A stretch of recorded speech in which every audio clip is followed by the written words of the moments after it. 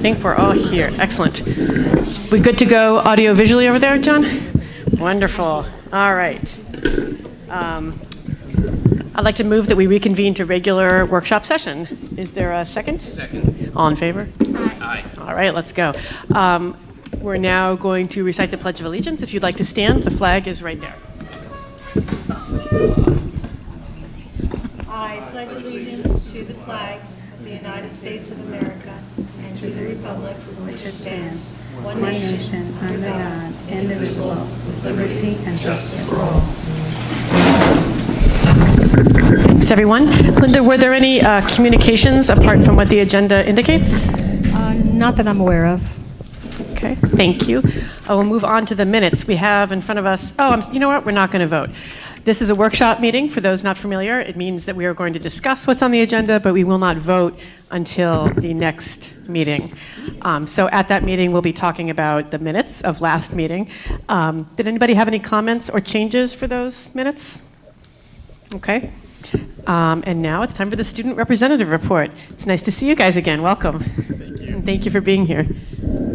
So in the high school had a very successful rollout of the Chromebooks, as evidence here. At Back to School Night, which was September 26th, there were about 310 Chromebooks that were delivered to students, and there's about 100 more that still have to be given out, which could be even fewer now because it's been a few days. So those that attended took part in the distribution, went to teacher-led Chromebook presentations, as well as a new meet and greet system, where they were provided with a free Chromebook case provided by the HPEA. There were a few issues, but they kind of resolved themselves. I know at one point, sites like New York Times were. Is that ventilation or? That's rain. Oh, it's rain. Oh, it's rain. Wow. That's quite loud during lunchtime. So sites like the New York Times was blocked, but it got resolved. So Yes. no big issue there. Spirit Week is coming up. That's going to be October 21st through the 26th, and the homecoming dance is October 25th, with the homecoming game being the 26th at 2 p.m., which will also hold our Hall of Honors inductee ceremony. There will be 9 distinguished alumni on the 25th in school, with their special recognition in the auditorium, and then during the game or a little bit before, they're going to get honored on the field. So the PSAT for 10th and 11th graders is on October 16th, and there will be a delayed opening for 9th and 12th graders. The Decadash is back this year, and it's on October 20th, along with the Make-A-Wish Walk, which is on Halloween, so October 31st. And this past week, we had the Teen Pep Retreat, which had all 13 students involved, along with the Safety Ambassadors Retreat on the 3rd. And there will be a haunted house this year as a senior and junior class fundraiser on the 31st. And in the middle school, so the middle school back to school night was on September 24th, and the middle school Chromebooks will be handed out on October 10th. Over at Bartle, there is a major tree planting with the borough and the Shade Tree Committee. That would be a part of the $30,000 grant to the borough. 19 trees will be planted at Bartle on October 14th. And then the students will also be educated about those trees and how they're important to our community. They will also participate in the Keep Middlesex Moving Walk and Bike to School Day on October 10th, as well as the Bartle School Week of Respect activities. It'll be between, I believe, October 7th through the 11th, and they'll just have different themes throughout that week. So at Irving, the PTO offered tickets to Von Fun Farms that were sold out. The kids enjoyed hay rides, a corn maze, among with other fall activities. They'll be participating in Keep Middlesex Moving Walk and Back to School Day on October 10th. And then they kicked off Week of the Respect with a concert by Mr. Ray, where he focused on songs that had to do with friendship and kindness. It was also World Smile Day, and students shared their smiles on a Post-it note. Some activities for the rest of the week were wearing blue to stomp out bullying, chalk it up to kindness, allowing students to share their feelings or words using chalk during recess, and cards for kindness and helping hands. And students will wear purple on Friday to symbolize that they are a united school full of students who care about kindness, friendship, and respect. And they are looking forward to welcoming 8th graders who will buddy up with our 1st graders to read. That is all. Wonderful, thank you, guys. Any questions for the students? Well, not for you guys, but thank you. That was great. With the Wall of Fame, though, which interests me because I think I was caught off guard. I remember last year or 2 years ago when we, I guess some of those folks were introduced at a football game. Is there an event that occurs before the football game and could we find out about what Sure. who I'll the be sure folks to are update and the all of that? board by email and then again publicly. We do have a breakfast in the morning. I think it's the morning right after homecoming. Okay. Right after homecoming. Yeah, at the breakfast we honor those who showed up. We hope we've got a nice slate this year. Last year we didn't have any nominees, so Okay. that's why we're taking a 2-year hiatus. But I'll be sure to follow up with the board. Thank you. Thank you. That's wonderful, thanks. And now it's time for Scott's report. Please. Okay, so the first thing I'd like to do is introduce a new face in the audience. We conducted a very thorough search for the next supervisor of curriculum and instruction who'd be responsible for humanities. We had internal candidates, we had external candidates, but the one who rose above the others, thanks to committees of stakeholders that included board members, paraprofessionals. Yeah, we had some support staff. I believe we had one paraprofessional, one secretary on the first round committee, and plenty of teachers. We identified Michelle Rodriguez, who's in the audience right now, to be the next supervisor for curriculum and instruction. The board approved my recommendation for her candidacy in September, but she wasn't able to make the meeting at that time. So thankfully, she's here all the way from my old hometown as superintendent, K-Town, Kenilworth, where she resides, is Michelle Rodriguez. So I'd like to have Michelle come to the podium and say a few words, and then I'm going to kick her out. Good evening, everyone. Can you hear me? Yeah. So I'm so happy to be here today. A little bit about myself. I grew up in a family where education was of the utmost importance and valued very much. And so it's not surprising that I ended up as my career choice in education, and that's where really my passion lies. I've been in Newark Public Schools for the last 18 years. I was a classroom teacher for 12 years, and during that time I had the opportunity to have many rich experiences and memorable ones with my students, their families, my colleagues. I've been for the last 6 years a supervisor in the ELA department. I've had lots of different responsibilities and roles within that. But more importantly, I think part of that was supporting schools by helping them implement and create strategic plan goals, by helping them in terms of supporting and coaching their teachers and teacher coaches and running PLCs. I also oversaw the implementation of our ELA curriculum and provided school-based and district-wide professional development.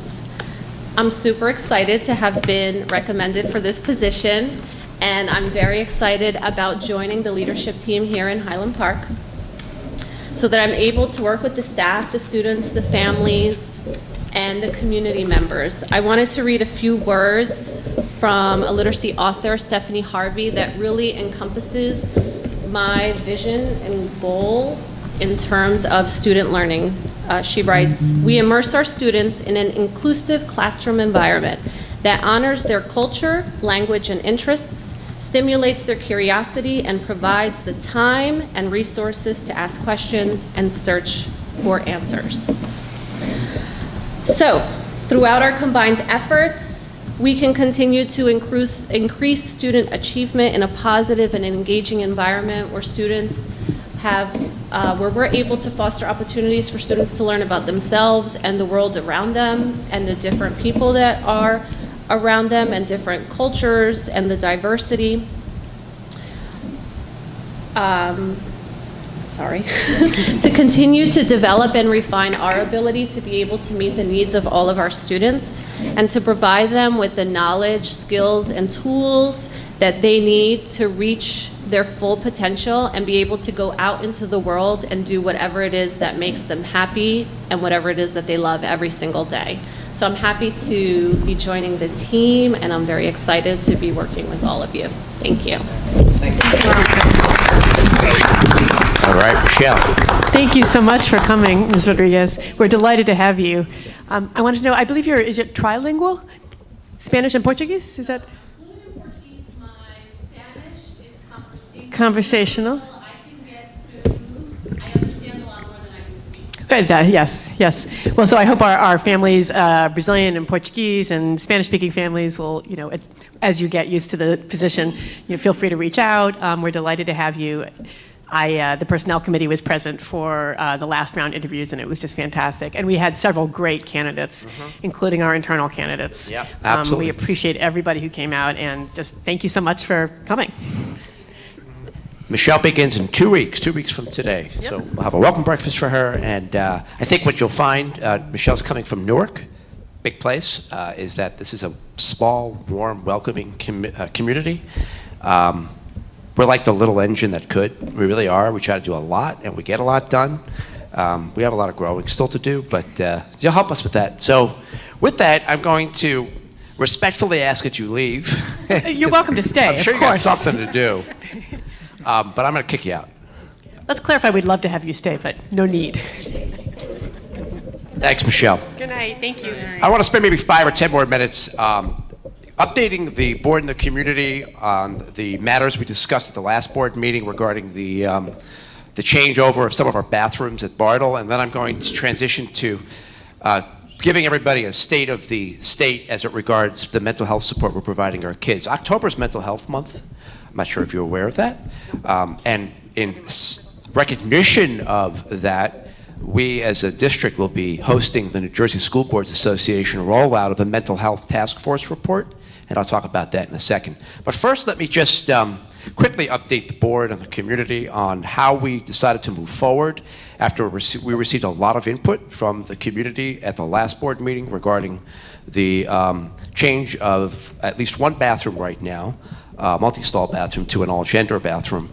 We, I should say, Ms. Knapp, the principal, and I, but more Ms. Knapp than I, has been communicating with the parents and the guardians, as well as the kids at Bartle.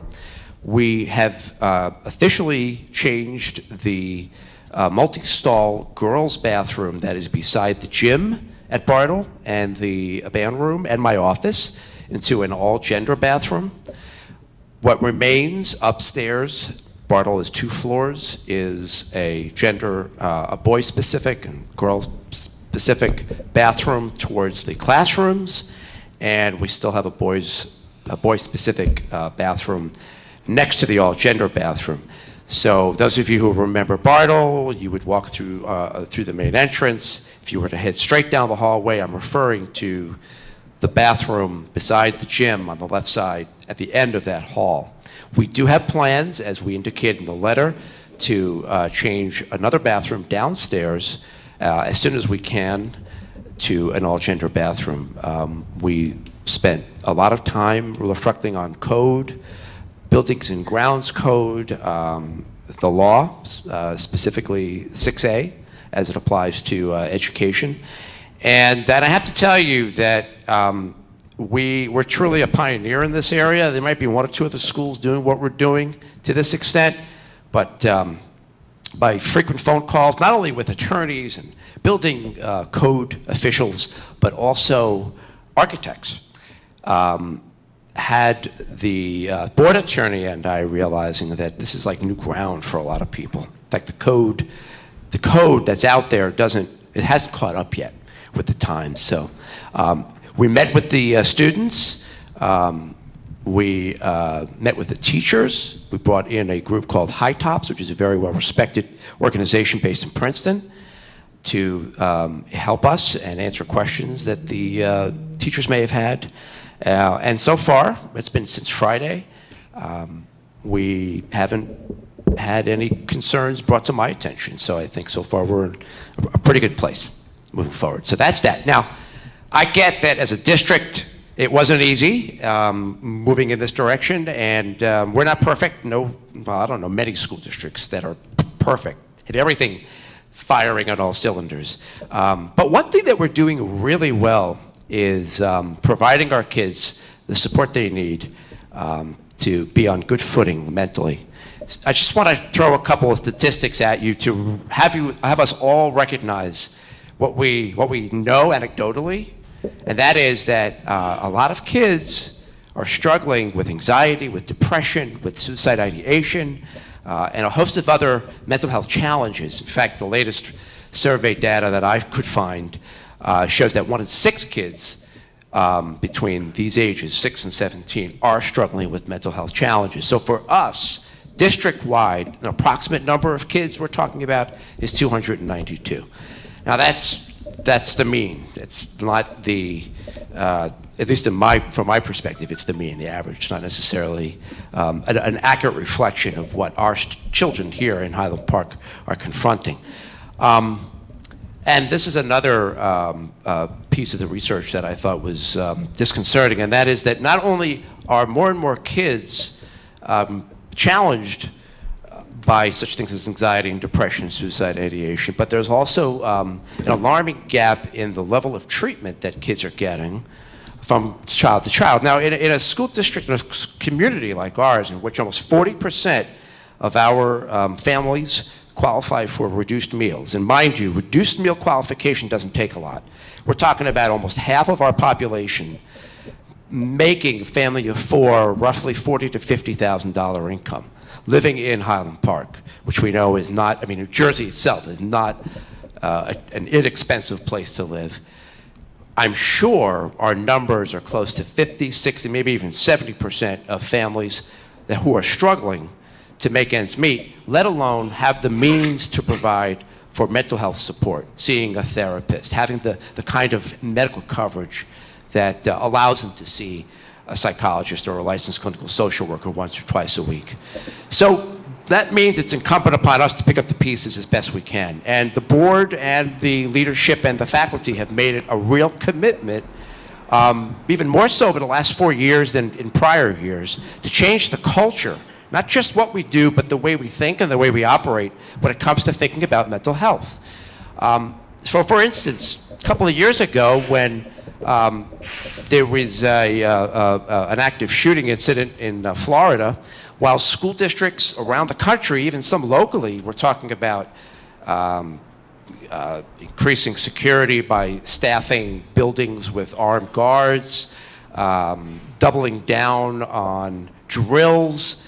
We were, besides, of course, making sure all our safety and security measures were logistically in place, putting a real focus on making sure that our kids felt mentally safe and that they were feeling connected on some level to their schools and to each other.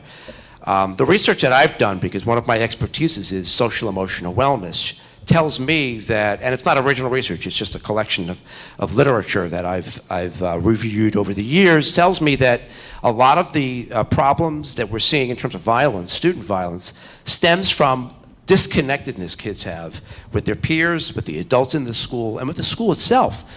So what we're doing is, besides talking the talk and using certain language and responding to crises in certain ways, having our faculty in particular take a look at what our kids are bringing to us. The new buzz phrase in education is trauma-informed. You hear a lot about trauma-informed now.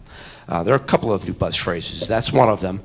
I'd like to think that we are more and more becoming a trauma-informed school district. We've been engaging our faculty in book talks like this by Patricia Jennings, called the Trauma-Sensitive Classroom.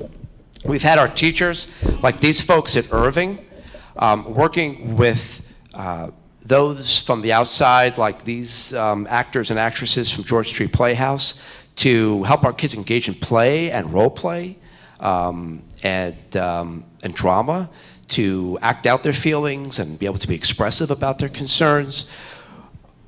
We're also, of course, building in concrete structures like responsive classroom. By now, you know that your kids at Irving spend almost 30 minutes on average a day in circle talks and morning meetings.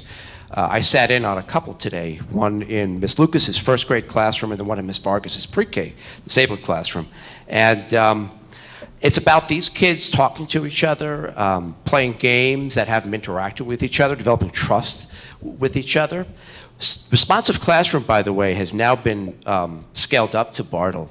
We were on some shaky ground a couple of years ago, but thanks in large part to Jen Knapp's immediate leadership when she came on board as principal, she started to implement accountability measures to a greater extent to be sure that teachers across the school were implementing responsive classroom in their classrooms. And they're all trained. And if they're not, we have been sending, I've been signing off on professional development requests. We've been sending teachers to workshops about responsive classroom. At Bartle, we've also brought back what was years ago referred to as the social emotional decision-making lab, but we now call the skills building lab. This is a partnership with Rutgers undergraduates through the applied psychology department that has undergraduate interns. We have 3 of them now spending every day for a couple of hours each day at Bartle after they've been trained by Tracy Maiden, who's our new, as of this year, officially new staff and student support teacher, and by a name that some of the board will recognize, Vicki Potapecki, who is still around. Vicki was a guidance counselor back in the 90s and the early 2000s at Bartle, who worked with Maurice Elias and the undergrads at the Applied Psych Department to start the lab. Well, Vicki is now back as a consultant, helping Tracy Maiden train the undergraduates. We then graduate our students to the next level of connectiveness, and that's to have them immersed, especially at the middle school level, in restorative practices. And I'm not going to talk at all really about restorative practices until next week when Ms. Luxa, the Dean of Restorative Practices, and 3 of her students, leaders, will be here to show you videos and demonstrate how they're running circle talks 20 minutes a day, every day in the middle school classrooms.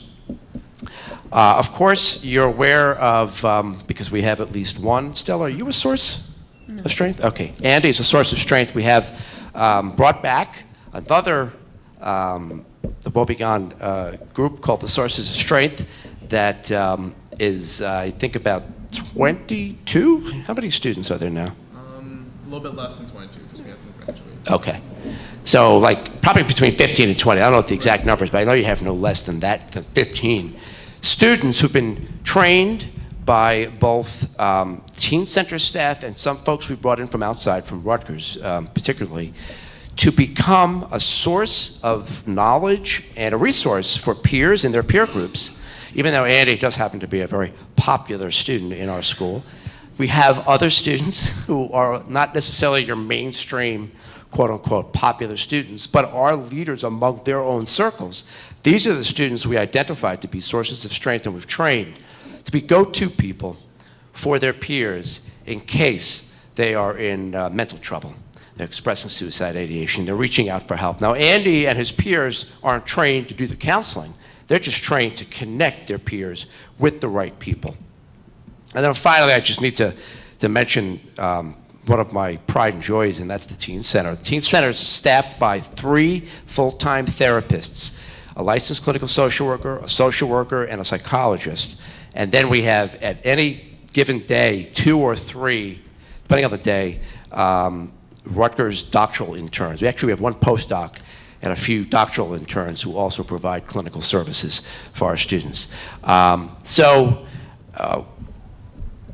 actually want to show you one example of what Sources of Strength has done, just as a visual of why these little things add up to a lot.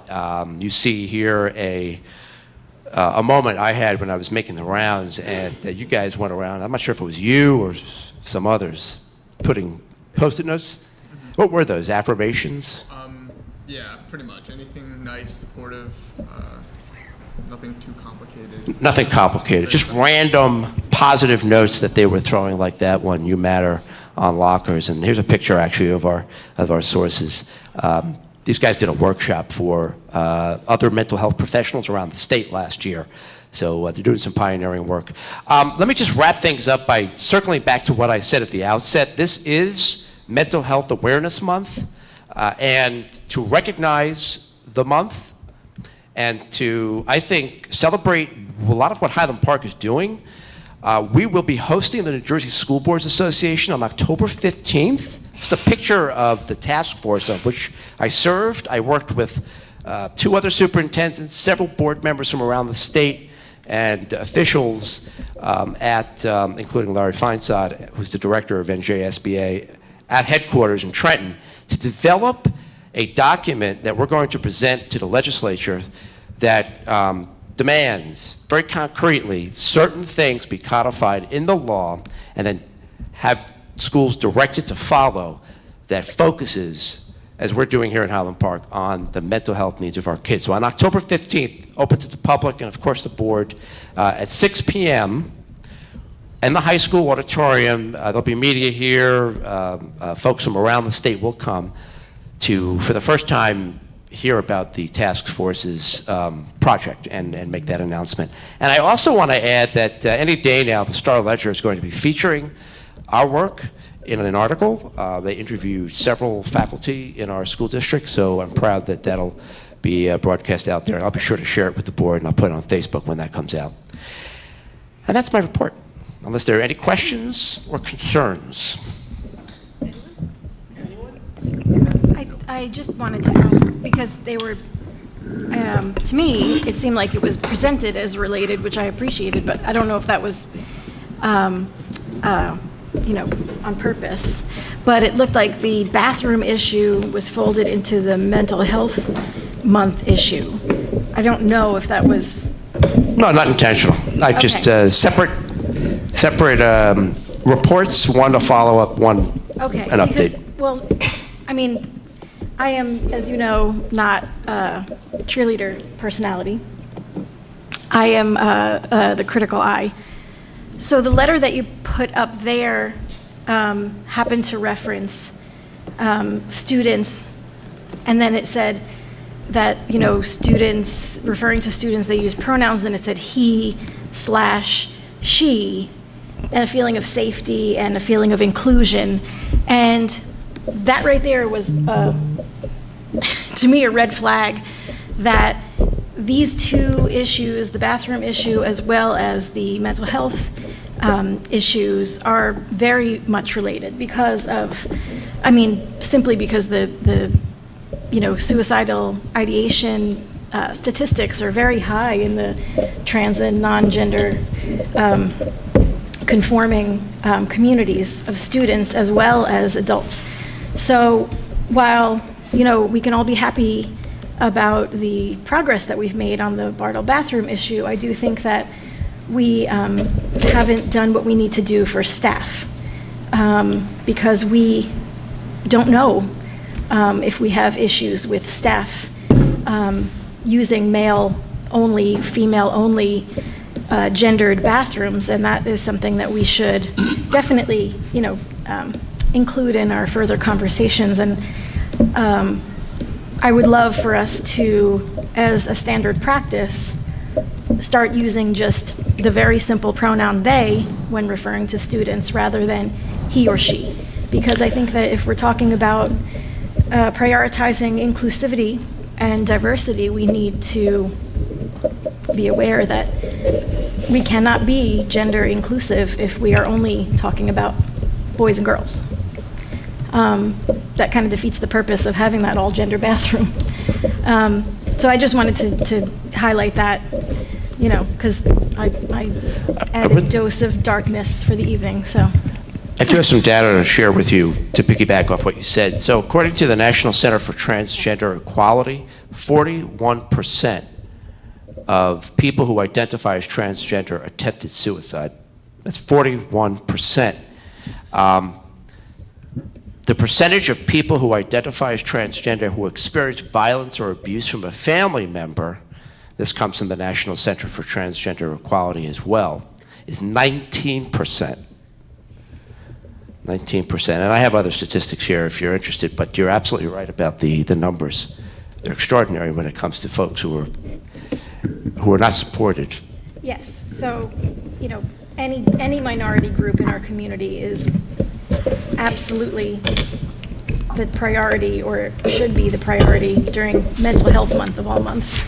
We're going to discuss mental health, so I thank you for your report, and I just wanted to highlight that. I mean, I would love that. I think it's going to take us a while, but on the subject of non-binary students, I mean, I think it'd be great if we could commit ourselves to attempting to use they where possible. You know, rather than, I mean, I'm myself in my writing, I'm used to using he or she interchangeably, one after the other. I thought that was pretty, you know, progressive to use, you know, alternate pronouns, but perhaps we should work towards they as a... I agree. I'll be the first to admit that I live in a binary world in my head, and it's hard for me to break out of that. And as much as I am close, and I consider myself an ally to the LGBTQ community, and I'm close to this issue, I was born and raised in a bigender world, and it's a hard thing to break free from. It's no different than the hidden biases that a lot of us, I think, bring to the table when it comes to interacting with people of other cultures. The same kind of a thing. Well, let's be leaders and try to use they where we can. I mean, I will try in my minimal writings to the board. I don't do a lot of writing, but That's all we can do. that's all we can do. And I don't know if you would want to consult with Keith, you know, about whether the staff would be interested, as Michelle said, in moving toward all-gender bathrooms or one all-gender bathroom for staff members.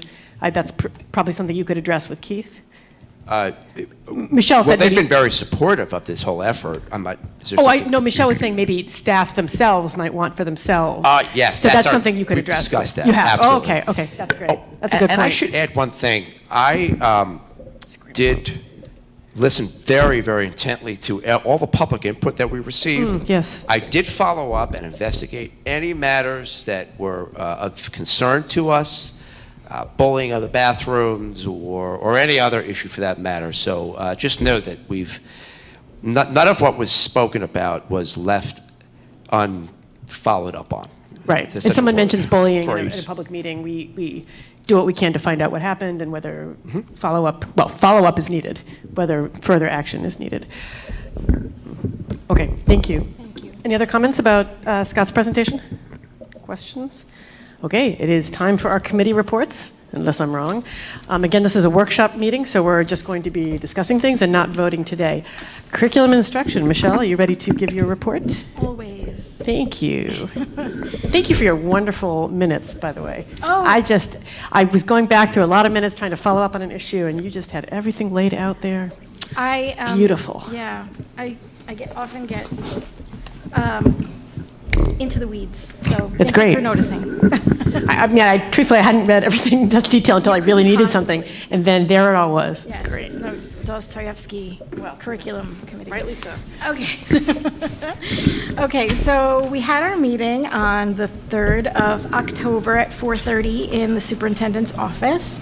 And we were very happy to see that we had some visitors. We had Dr. Nicosia join us. She is the supervisor of STEM, for anyone who's not sure of her title. And Rob was there. Unfortunately, Monique could not make it because she was traveling. So it was me and Rob and Dr. Taylor, Dr. Nicosia, and Ms. Boudin was there just for the purpose of observing because she is earning a certificate. I believe it's a certificate, but it's in the study of her superintendent, career path. So she was there to take notes, I suppose. So Dr. Nicosia was very thorough in her general review of the summer curriculum writing work that had been done. So bear with me as we run through all of this. The detracking 6th grade math was the first issue at hand. And what had been done over the summer to move us forward on the path to detracking 6th grade math was there was a revision done of the 4th and 5th grade math curriculums that included a half-day training with Dr. Dan Beatty of Rutgers University. He's also a resident of Highland Park. He helped the staff, the curriculum writing staff, discuss ways of implementing complex tasks, multiple points of entry for different students, so that would address differentiation in the math classroom, and also how to do rich heterogeneous grouping so that all students participate in the task. Often when there's grouping, as we know in a practical setting, one student is like the person who takes the notes and like the secretary, and then there's the others who are actually tasked with some of the math and the project. So that was part of the PD on how to get the entire group engaged and working on the math at hand. So that is something that Dr. Nicosia thought was really useful, presenting teachers who were writing the curriculum with intensive PD prior to their curriculum writing. Because I think that she had said that it really does help to infuse a lot of understanding that might not have been available to them previously. So she is also going to suggest that we have, oh, no, I can't find it. Well, it's another visitor to discuss some other PD before they begin the science rewrite next year. Anyway, back to the math. K through 5 is going to include what is called calendar math, which is basically number sense routine, so that every day you address the calendar and that you discuss different patterns and immediate recognition of numbers, all in relation to the calendar. But this would be part of the curriculum that's now for the kindergarten through 5th grade, so that it would be a cohesive kind of lesson that they would get used to, and it would build upon itself every day. The ideal was that we have the new 6A, which is math curriculum for all for grade 6. The ideal was to have it ready for the 2020-2021 year, and that is still on track, except that we still need time. Dr. Nicosia said enough time to include the 7th grade math in that 6A for all. So in the spring, they will continue, and the new curriculum for 6th grade, the all-inclusive, will be done and ready for 2020, 2021. There's still a lot of conversation to be had about that. There are some concerns. So Dr. Taylor just wanted to make sure that everyone knew it is still in the works and that we are up for discussion. But the real concern was like the repetitive nature of different units, like students doing a lot of repetition from grade to grade, a lot of time being wasted, or students skipping over entire units and then being expected to, do 7th grade or 8th grade level math when they hadn't really completed it in a full school year. So those things are still in the works. At the middle school and the high school, Algebra 1, Algebra 2, and Geometry curriculums have all been rewritten over the summer. Dr. Nicosia wanted to note that Ms. Finklin and Ms. Powell did a fantastic job with the Algebra 1, and that she could even tell just this year that even though the curriculum hasn't been rolled out, that their discussions in class have become more rich. So she was really excited about this update to the algebra curriculum. But of course, that's not just for the high school, that's also for the middle school. One important thing to note is that when the teachers rewrite the curriculum in Highland Park, there is a rubric that Dr. Taylor shared with us where they have to meet certain standards for curriculum writing that include different sorts of modifications, built-in accommodations, and then it gets sent off to Susie as the special ed director, and she reviews the draft of the curriculum before it comes to us. So I think that's important to note, that it is thoroughly researched and reviewed by the special ed director. We talked a little bit about assessments. Dr. Nicosia wants to make sure that there is cohesion in ways of assessing, but that there's also some creativity, so that teachers understand these are the standards that we are testing for, but you can get proof of those things being met, proof of those standards being met in different ways. So there's no, uniformity in assessment necessarily. And I think that that makes a lot of teachers probably feel more at ease, that they can get the information that they need in creative ways from their students, because not every student expresses themselves in the same way. Let's see, geometry curriculum was redone, and Ms. Wyatter, the high school geometry teacher, she was able to attend 6 weeks of Conquer Math PD, which was really great. And Dr. Nicosia said that she also was clearly,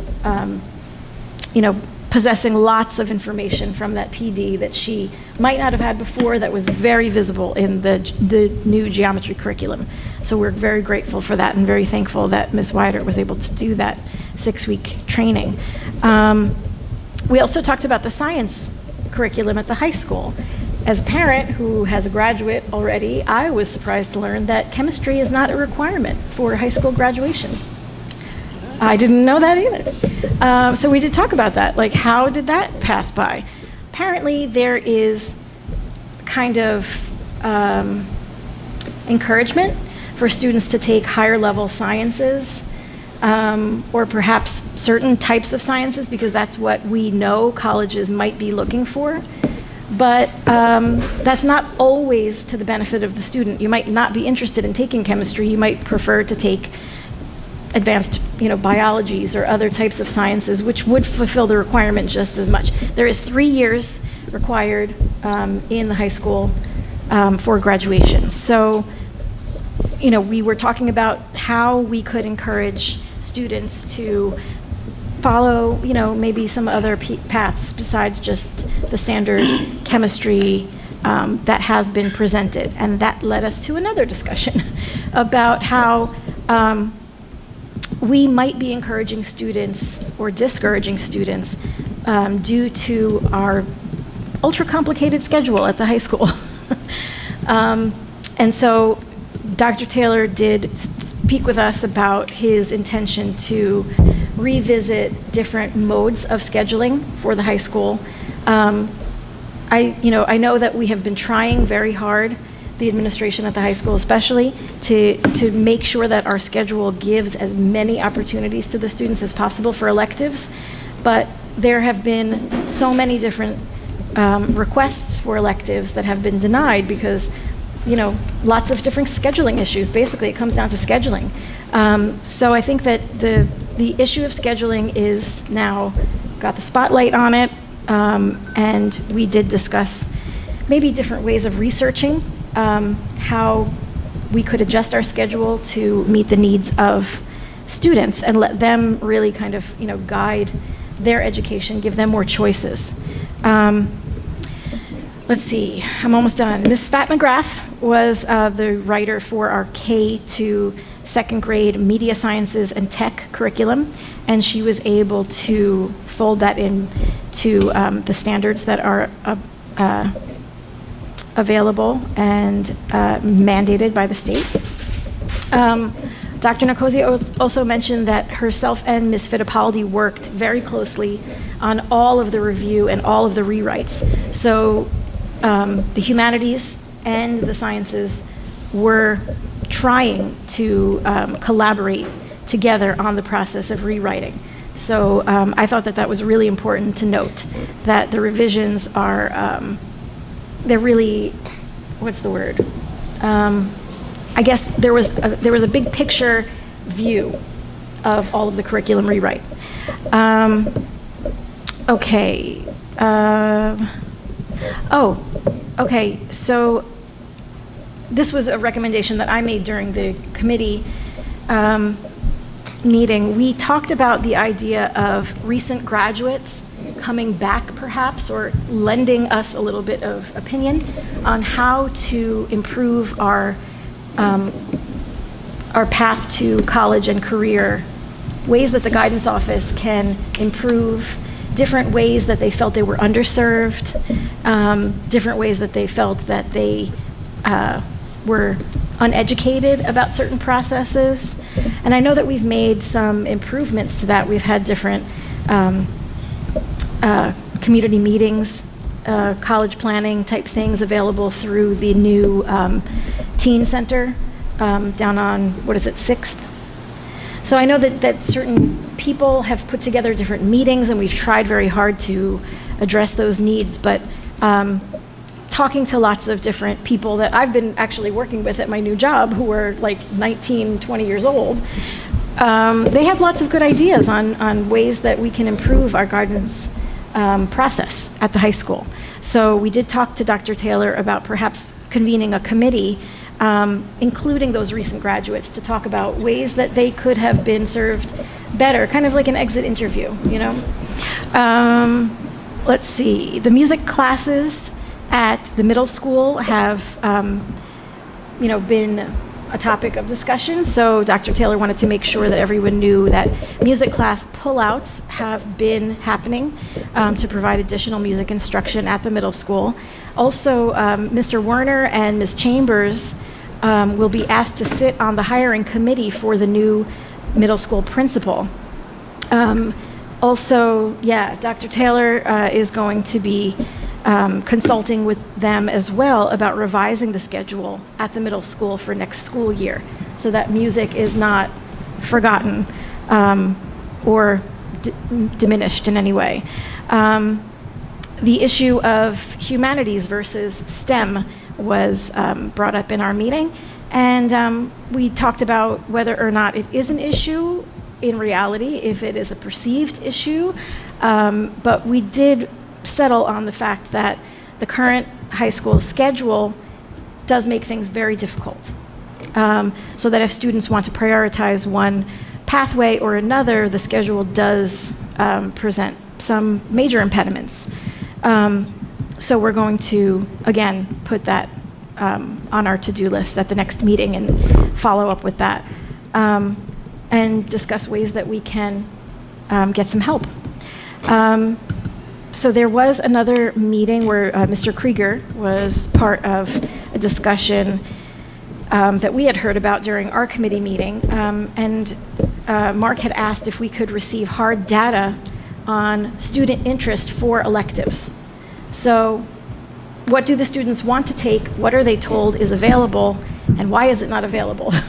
We need hard data. So Mr. Krieger did ask for that, and Dr. Taylor is going to present more to us at curriculum in December. Also, we wanted to ask if this is a personnel issue. Do we not have the personnel to teach these electives that we are offering in the course guide? Is that a problem? We're not sure. So that was another question that Dr. Taylor is going to follow up on in our future curriculum meetings.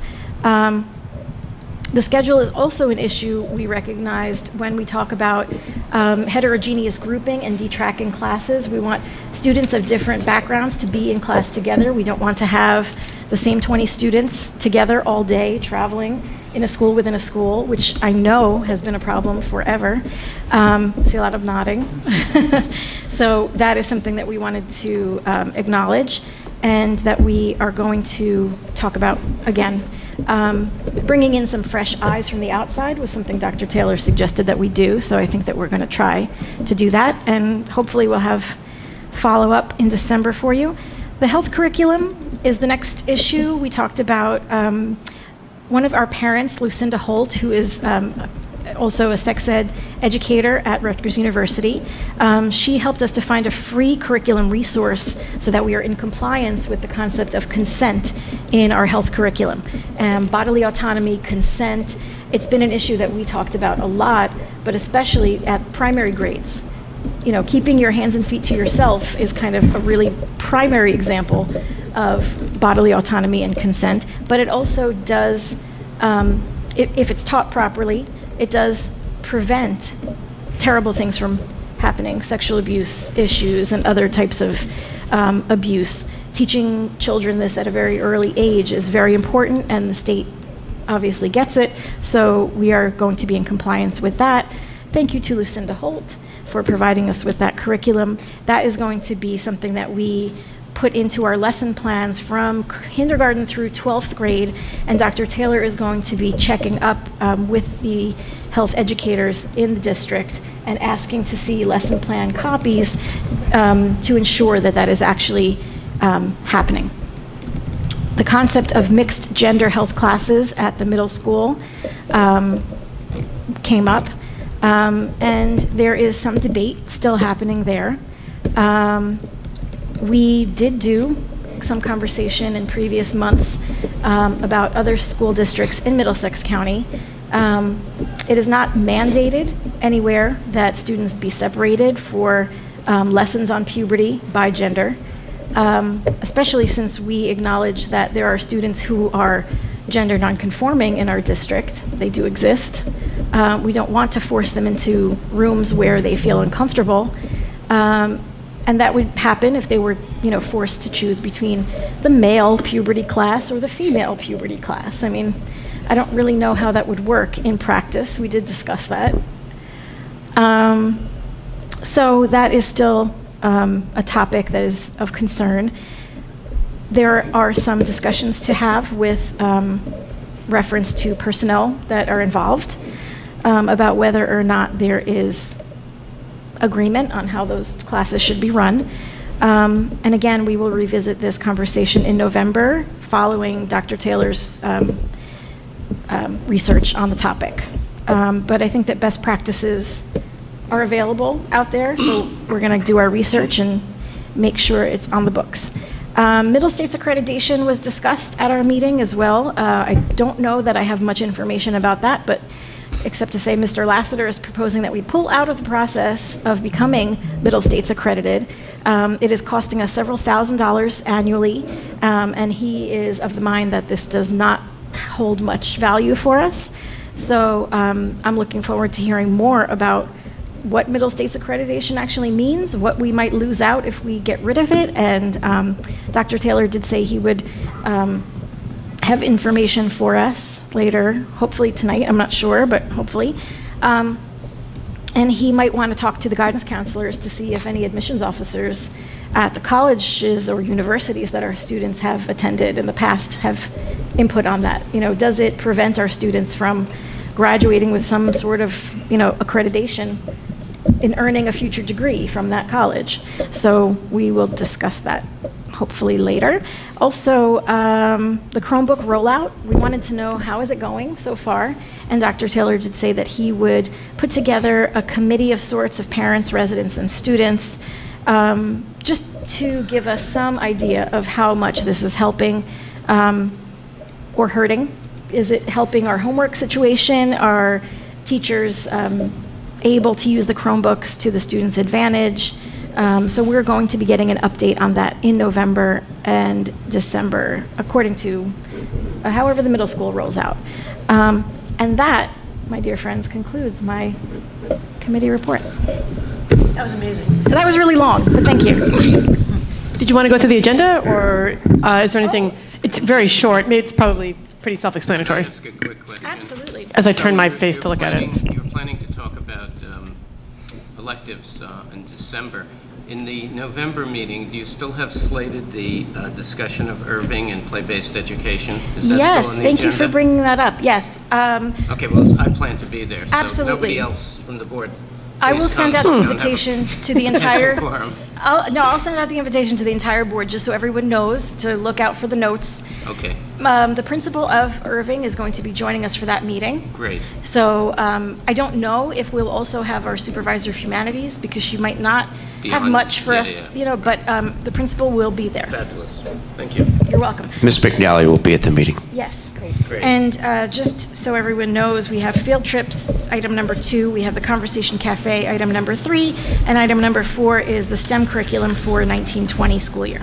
And I'm sorry, you actually had just mentioned all of that in your presentation, except the field trips and the Conversation Cafe. Kind of did, but Conversation Cafe, that's awesome. Folks should come. Absolutely. December 5th is an additional date.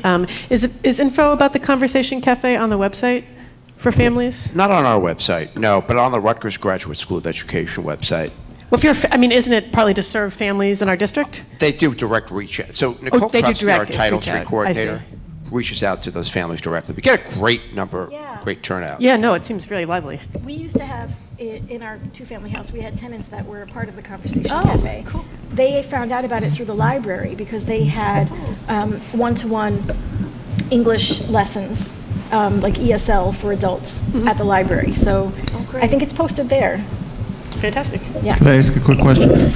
On the sixth grade math for all, is that for all? Or are some, the faster moving kids, are they in the for all, or is there a separate? Everyone will have Class. sixth grade math for all in the 2020-21 year, as far as I understand. We're waiting on the seventh grade standards to be added to the current curriculum. So there's additional things to include there, but really it's expanding what's current.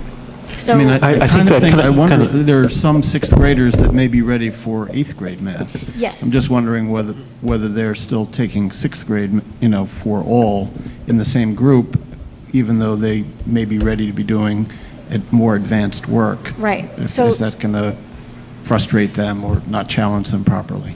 What's happening, as I understand it, in the spring, is that the seventh grade standards will be folded in, but also there will be additional information for students included in the seventh grade curriculum. So it's almost as if the advanced students who are currently in the sixth grade, perhaps ready for eighth grade, they would be able to revisit some of the things that they might not have gotten, because when you are doing advanced math work, sometimes there are units that are completely skipped over. So you can, for example, you can take Algebra 1, you can take Geometry, and then Algebra 2. You might forget some things from Algebra 1 that you need to revisit before you can really succeed at the Algebra 2 level that you might have forgotten when you took the geometry in the middle. So I think that from my understanding, the spring is when they will be folding in additional curriculum that students might need in the sixth grade for all. That includes seventh grade standards, but it could perhaps include other things that would be typical of eighth grade, because eighth grade is when they start algebra and Wondering geometry. if, Chris, do you have any? Yeah, can Well, I I just interject with wanted a general statement? Just a real general thing? I mean, just to let you know, Rob, there's been a lot of dialogue going on about this, and there's a meeting on October 15th, I think, of the Math Redesign Committee, and I think we should definitely have like a really thorough board discussion after that. But yeah, Chris has been one. Well, I was just going to ask Scott to clarify. I think the official title of the course is 6A for all. Is that correct? We haven't determined the title Well- of the course yet. That's the working But title. the A is for advanced, and it's advanced for all. And as you're describing, the seventh grade standards, part of them will be part of that 6A for all. Correct, at this point. I do need to also add that when we refer to all, we're not talking about every, all 125 fifth graders moving into sixth grade. We do on occasion have a small group of students who are prepared for algebra in sixth grade, and we will make those accommodations. We had a few students who took Algebra 2 trigonometry with the high school students in eighth grade. Right. So, I mean, we're a small enough school district that we can nurture individual students Can we do at that? their needs. Can we? Do we? Can we? Well, this We have- is also related to the scheduling issues that I raised, where if we had a schedule that was cohesive between the middle school as well as the high school, we could have students going from the middle school for math into the high school and then coming back again and joining their middle school peers for other classes. So that's part of the scheduling conversation, and it would be great to, get you involved in that, Chris, if you wanted, because I think that being a college level math instructor yourself, like you would know how the schedule might look to get kids where they need to be when they need to be there. It's always very complicated. It is very complicated. Chris has pointed All the help we can get. Chris has pointed out some questions that I have about, well, first in his, from his perspective as a university level math professor, what kids need to be learning in K-12, and what they need to be not skipping, what they might need to be accelerating through if they are math gifted. But what that made me realize is I was very behind on what's going on with the Math 6A for all. And I hope that after the upcoming the meeting on the 15th, Chris is part of that committee. I don't know, Michelle, are you on the Math Redesign Committee? No. Ruth, are you are, yes. So hopefully you'll be able to attend. I don't remember what time it is.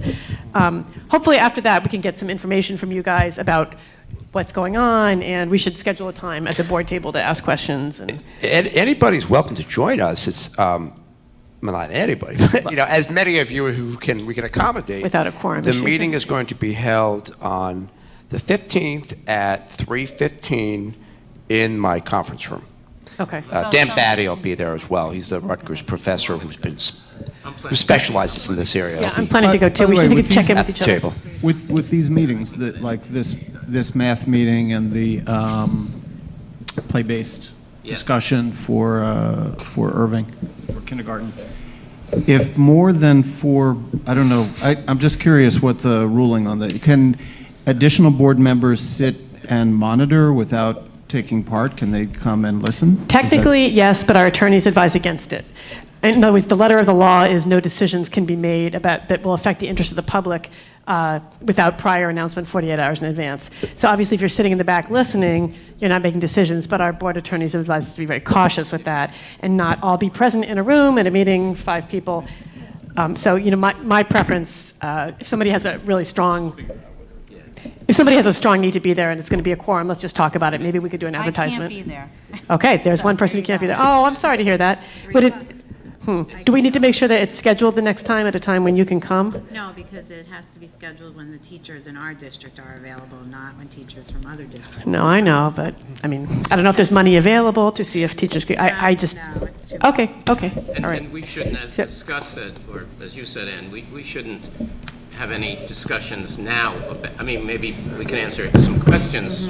Sure, Those yeah. of you who know, because I don't know much about it, but we should talk about it once there's more formal proposals and more formal discussion having been made, so we can answer questions, and we have a Right. plan going forward. It's a little bit, it's difficult because the administration has been working on this for 2 years or 3 years now? 2 years, 2.5? The committee's been in place for 2 years. We started talking about this 3 years ago. Right, and definitely sitting at the board table, we've talked about it, but some people like me, for example, had some sort of naive ideas about what math detracking meant, and now that it's becoming a reality, I found, prompted by Chris, that I had quite a lot of questions. I'm a huge proponent of detracking, but I sort of understood it better when it came to history and English and literature. And we still intend on having a parent forum, much like we did when we Yes. rolled out the transgender policy and had a safety night forum. We'll do the same thing with this approach, too. And Scott, maybe at the first meeting, the November meeting after the October 15th Math Redesign Committee meeting, we could do some sort of I don't know if Christina or anybody's ready to present to us, but we could at least have a brief board discussion, maybe a presentation from board members about what they learned at the meeting.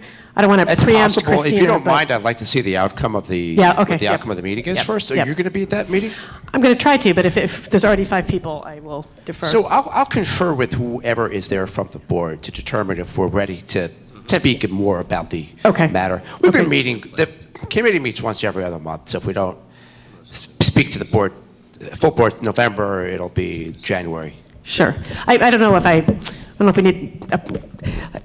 we need a full presentation in the near future, but I do know that board members should probably be brought up to speed so that we don't find ourselves being like, what's happening? And Yes, especially, I can't be there at this Right. October 15th meeting, and I would like, as the head of the curriculum committee, Yes. to know something about what the decision was, or maybe, what the process is going forward. Yeah, maybe we could have like some news bulletins at upcoming meetings, like this is what we did at the last meeting, here's what we're thinking, and then we can all confer amongst ourselves individually with our. I like that, Ann. Yeah, check in, right, so we don't find ourselves, I was just very embarrassed when Chris said, I have this question, this question, this question, oh.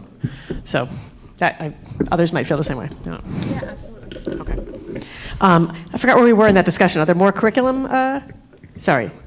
No, I Excuse think me? we're done. Oh, are you pointing that we're done? I think we're done. We're done. Okay. Oh, yes, you're pointing at your own. Please, may we have the finance report and facilities? I'm going to step out. Please don't be offended. Finance Committee met earlier this evening. We went over the agenda. We also went over report items with Scott and Linda. So the Sorry. first item on our agenda was the number of staff from this past year what was budgeted and the actual teaching staff this year. So we did budget 3 fewer teachers this year than last year. Oh, okay. We, in fact, had to hire 1 additional teacher, so the actual number is 2. So we have 2 fewer teachers on the rolls this year than we did last year. And then this was questions from a community member, and that was how many openings do we currently have for teaching positions? And that number is 4. And those are all advertised as we normally do. So we expect and anticipate that we will fill all of those positions quickly, reasonably quickly, depending. As quickly as possible. As quickly as possible. So, we discussed a program from New Jersey called the Smart Start Program, which will update all of the lighting in all of our schools. We're going to start with middle school, and we will receive from the state $9,426.76 to upgrade all the lights in the middle school to LED lights. So we both get new lights, it gets paid for, and they're LED lights, so they're less expensive to run and more eco-friendly. And then we'll go through the other schools and replace all the lights in those schools. So this is great. This is a great free program from the state. And thanks to Linda for working on this and finding it. We went over briefly the unforeseen revenues and expenses as we do every month. So that's a topic, an agenda topic that we go through every month since I've been finance chair 4 years ago. So, looking at it, what did we budget? What are we getting that we didn't expect to get? What expenses are lower than we expected to get? And what expenses are higher than we expected? And the answer to this for this month is not much has happened yet, so we don't know. The one thing we do know is that we budgeted $100,000 for foreign exchange students, which we've had in the past. We have had foreign exchange students from China who pay us $20,000. The government pays $20,000 per student. This year we have none. It's not a surprise. I know a fair amount about the situation with China. My wife has done consulting. She's an education professor. She's done consulting in China. Her contacts in China pretty much say all programs have been put on hold by the Chinese government since our excellent trade war, sarcastically said, started. So we're not very likely to get those students, and so we're expecting, at least in that area, to have a shortfall, unfortunately. Let's see. The enrollment report was attached. We have 34 students less than we had in the June report, and that's not unusual. People move in, move out, but typically at the beginning of the year we have some number of fewer students. A better number is a decrease of 16 students from the same month a year ago, and that's been slowly going down. Very, very slowly going down. So we had a few years ago about 1,650 students. We now have about 1,600 students.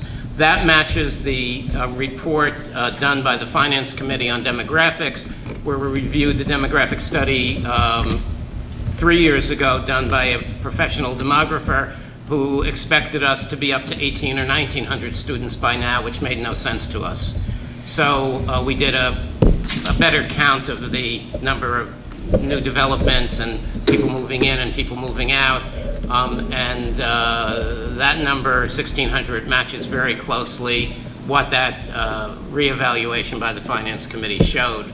And a number like 1,600 versus 1,650 is not a bad number. It's probably a reasonably good number. When we start getting up to 1,800, 1,900, or 2,000, it becomes harder for the district because we're not getting the state aid that we did at one time, and that is in our formula for receiving, and we're really footing the bill completely. So these numbers are not unreasonable. And we will be getting, we didn't get this month, but we will be getting reports on a regular basis on out-of-district student placements for special education, because that's such a very large expense for the district.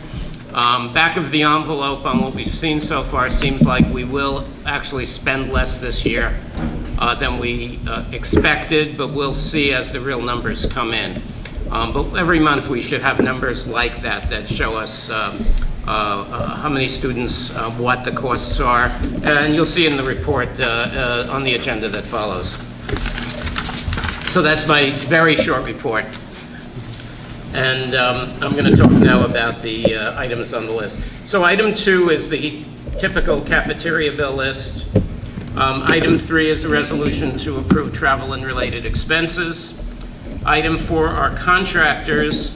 The first 1, 2, 3 of those are fairly typical and standard, but items 4 and 5, which are the Title I non-public or after-school, non-public tutoring or after-school instruction, those are pass-throughs to private schools, so we don't pay for them.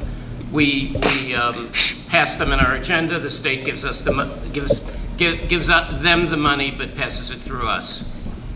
Item 5 is a approval of an out-of-district placement. You can see the number there. The annual tuition rate is $65,000 plus. That doesn't include summer. It does not include transportation. So you can see it's very, very expensive.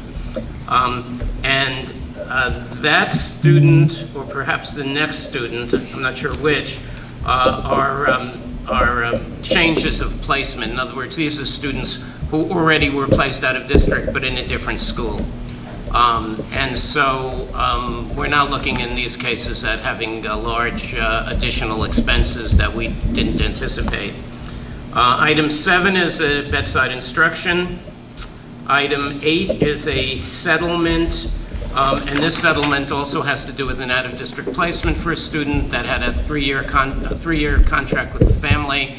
And we're renewing that contract for 3 or 4 more years until the student is of age where we are not sending them out of district any longer. And then there's a donation from DonorsChoose.org, so thank you. It's to the Bartle School, and the grantee is Catherine Liddick, and it's on math manipulatives make math fun and exciting. That's very hard to say. Tried my best.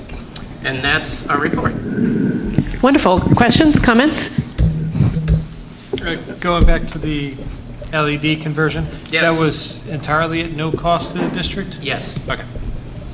Well, how often does that happen? That's nice. All right, you're actually going to give me a number there, Rob? 3 times. You look like the wood was burning. You were going to, that was a rhetorical question. I had the same reaction, Rob, to be honest. I'm sure there are a number of times. So rarely happens we get anything for nothing, especially from the state. There must be a string attached. We'll find out what it is in due course. No, you don't think so? Okay. All right, personnel and communication, that is me. We discussed a number of matters. One was hiring in general. We discovered, okay, let me maybe drop back. We've had community concerns about the direction of our sort of program, whether we might be sort of moving our program of study toward humanities at the expense of STEM. And I mean, I think, as everyone knows, that is not our intention to do. We're not trying to move in that direction. Nonetheless, we are going to be trying to keep better track, a more systematic record of which teachers leave, when, for what reasons, and whether we have reason to believe that there are institutional reasons that might have contributed to their departure. Often when a teacher leaves, it's because they moved to Ohio, for example, but perhaps there was a contributing factor having to do with working conditions. So we need to really create a spreadsheet, a database that gets that information down so we can see if there's anything we are doing or that we could do to ensure that certain teachers are not leaving. So our meeting tomorrow is going to take place with what we call our central leadership team. That is comprised of members of our Teachers Association, HPEA. Members of the board will be there. I'll be there. We have at least one principal there as well, and then leadership from the schools. And this is going to be the first item we discuss. So I'll report back to the board, probably under old business, as soon as possible, maybe even next week. That's wonderful. About what we deduce from the worksheet that I prepared. Thanks, and I think going forward it'll give us information too, even if there's no real pattern now. Let me see if one develops in the future. We also discussed, I think you're going to be on the next agenda, 2 meetings from now, you'll have on the agenda the proposal that we hire a consultant to help us with expanding our recruitment pool to include more minority candidates, and also to work on retention of minority candidates. That's going to happen on November 11th. Okay. So when it comes to retaining and recruiting teachers, it might behoove us to have, in particular for teachers of color, Latino teachers, to have a plan that makes sure those teachers feel supported, to the extent possible in a district that's largely white in the teaching staff, that there may be special concerns for those teachers. Anyway, at that November meeting, the proposed consultant will come in and give us, I guess, a proposal of what she thinks might be useful for our district. Absolutely, yes. Yeah. I'm just confirming November, I think it's the 11th. I think that's right. Yep. Yep. Okay. Sorry, Anne. Oh, yes. I, Did you already read all of this? yeah, What no, did I do? I have something that you were asking for in my hands. Oh, look at this. Oh, I did not know this. So I don't remember when Dr. Taylor gave that to me, but I believe that it was during our September curriculum committee meeting. I'm trying to think if I saw.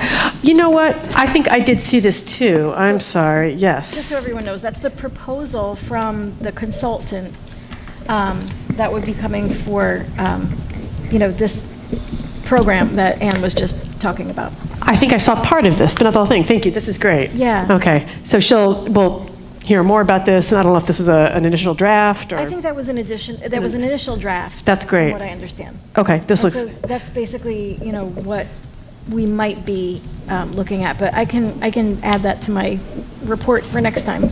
That's fantastic. That'd be great. All right. Well, there you go. All right, so we'll be hearing about that. So that's to address some of the concerns, or at least to respond to some of the concerns that members of the public and members of the board and the administration have expressed regarding hiring and retention. What was the next thing I was going to say? Something I wanted to mention.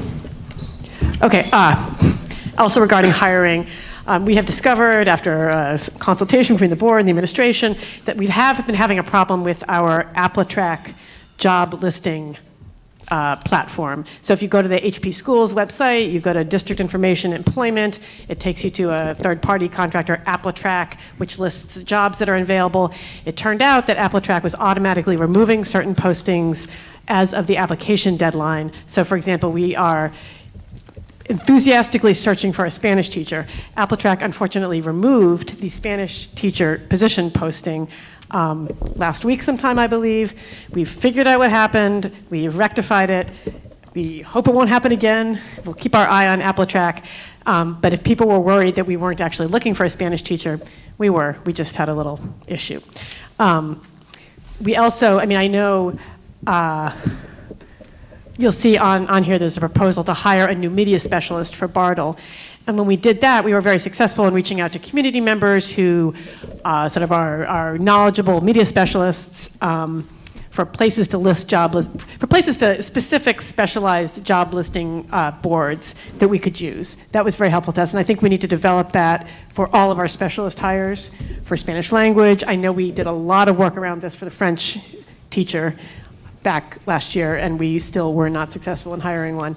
But I think we need to get that going for Spanish to figure out where the Romance language graduates are looking. I know you've spoken with our contact at the GSE at Rutgers, correct, about this? I have. I had a meeting 2 weeks ago with Mary Curran and Nora Hyland. Nora Hyland's the director of teacher preparation. She said they're struggling to encourage kids to pursue a world language certification. They're going in the private sector, her words, private sector, because the economy is strong and there are more lucrative positions available than through the education track. But they're so much less interesting. So if anybody's out there who wants to be a Spanish teacher, and if anybody in the community has connections in this regard, please contact Dr. Taylor, because we really do want a Spanish teacher. We're very grateful to our other existing Spanish teachers who are teaching extra periods, who are teaching larger classes, to try to make the middle school Spanish program work. But we will be reaching out. I hope that we'll be consulting about how to reach out to other job boards, other listing sites, national search posting places, to see if we can. Although we've had the most success with njschooljobs.com, the media specialist that we're getting got the position through njschooljobs.com. I see. All right. So, and is that young something? people are flocking to social media and media sites, it seems to. And are all these other jobs on njschools? Yeah, so the system, so the AppleTrack system has been designed for us so that as soon as we punch forward a position, it automatically goes to, I think LinkedIn is like the only site it doesn't go to right now, Okay. njschooljobs.com. I can actually tell you as you're doing the report, I'll pull up the, That's I can see fantastic. at the back end where it's actually going. I wonder if it would behoove us to put more information on there, give a little bit more of a hard sell about how fantastic our district is. I know, like on the AppleTrack site, what the public can see from the hbschools.net page is like very basic, Spanish teacher, experience preferred. Is there anything we can do to write in there, we are a fantastic, diverse community of enthusiasts? I don't know. We don't have a human resources department, and I'm not a human resources specialist, but I wonder if there's anything we can do to boost the ambiance. No comment. I'm just going to look though to see where, unless you want to comment, No, I would ask you to consider whether perhaps we can make our listings perhaps more attractive. Or if you think that would be useless because people are just looking for Spanish teacher, Spanish teacher, Spanish teacher. I don't know. But, as a lawyer, when I look for new jobs and someone says something interesting in the job listing, that makes me excited. Yes, Chris? We should put in all our kids are above average, right? I think we should put that, yes. there you go. That's perfect. All right, so I'm going to continue to look to see where we exactly, where we push out. And I know you would take into consideration my suggestion regarding advertising ourselves more enthusiastically in our listings. You will take that into consideration. Yes, you will.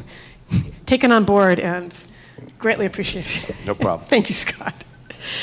Okay, so the Spanish teacher listing is back up. That's that. No, we're not trying to get rid of the Spanish program. We are very much expecting to hire a Spanish teacher as soon as possible.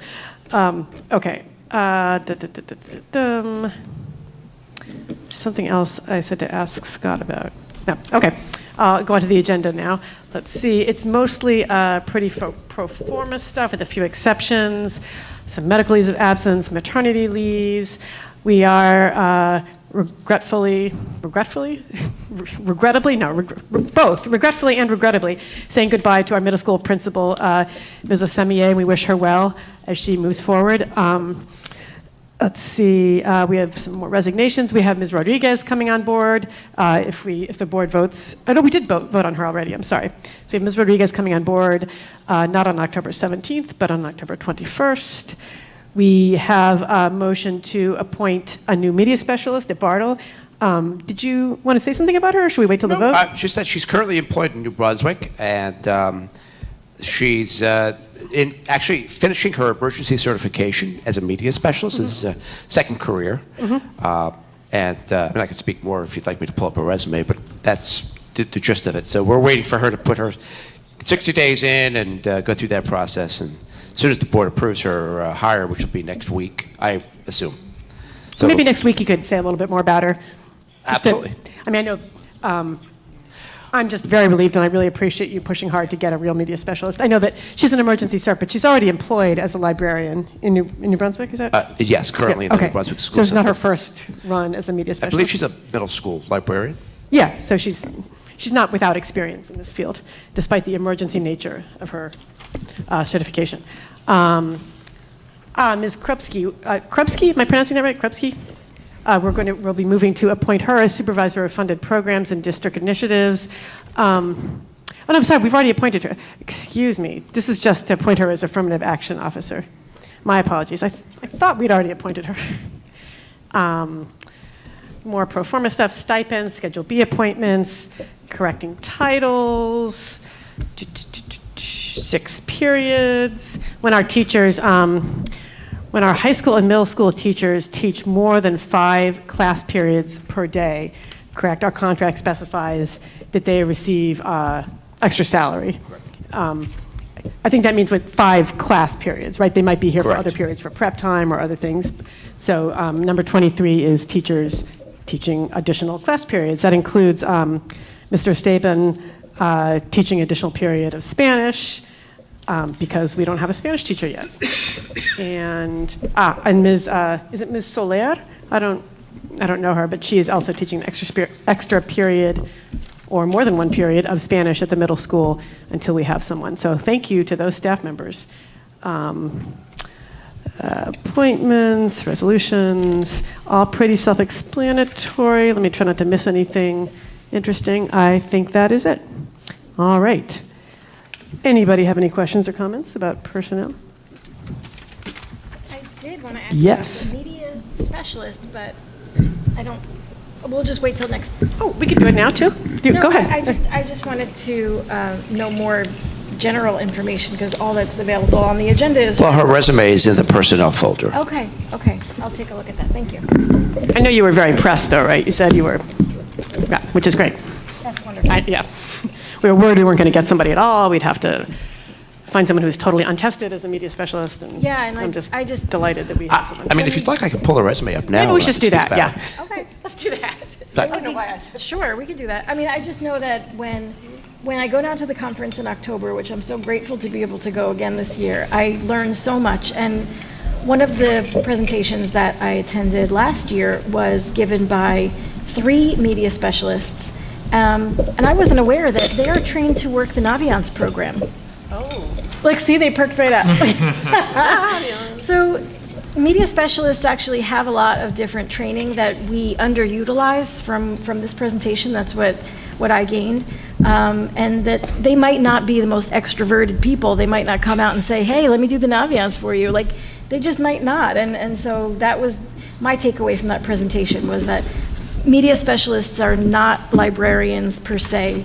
They really are, like 8-armed specialists that use tech and the written word to express different things. And they can really help with curriculum writing, which I really appreciated, because they are experts in research.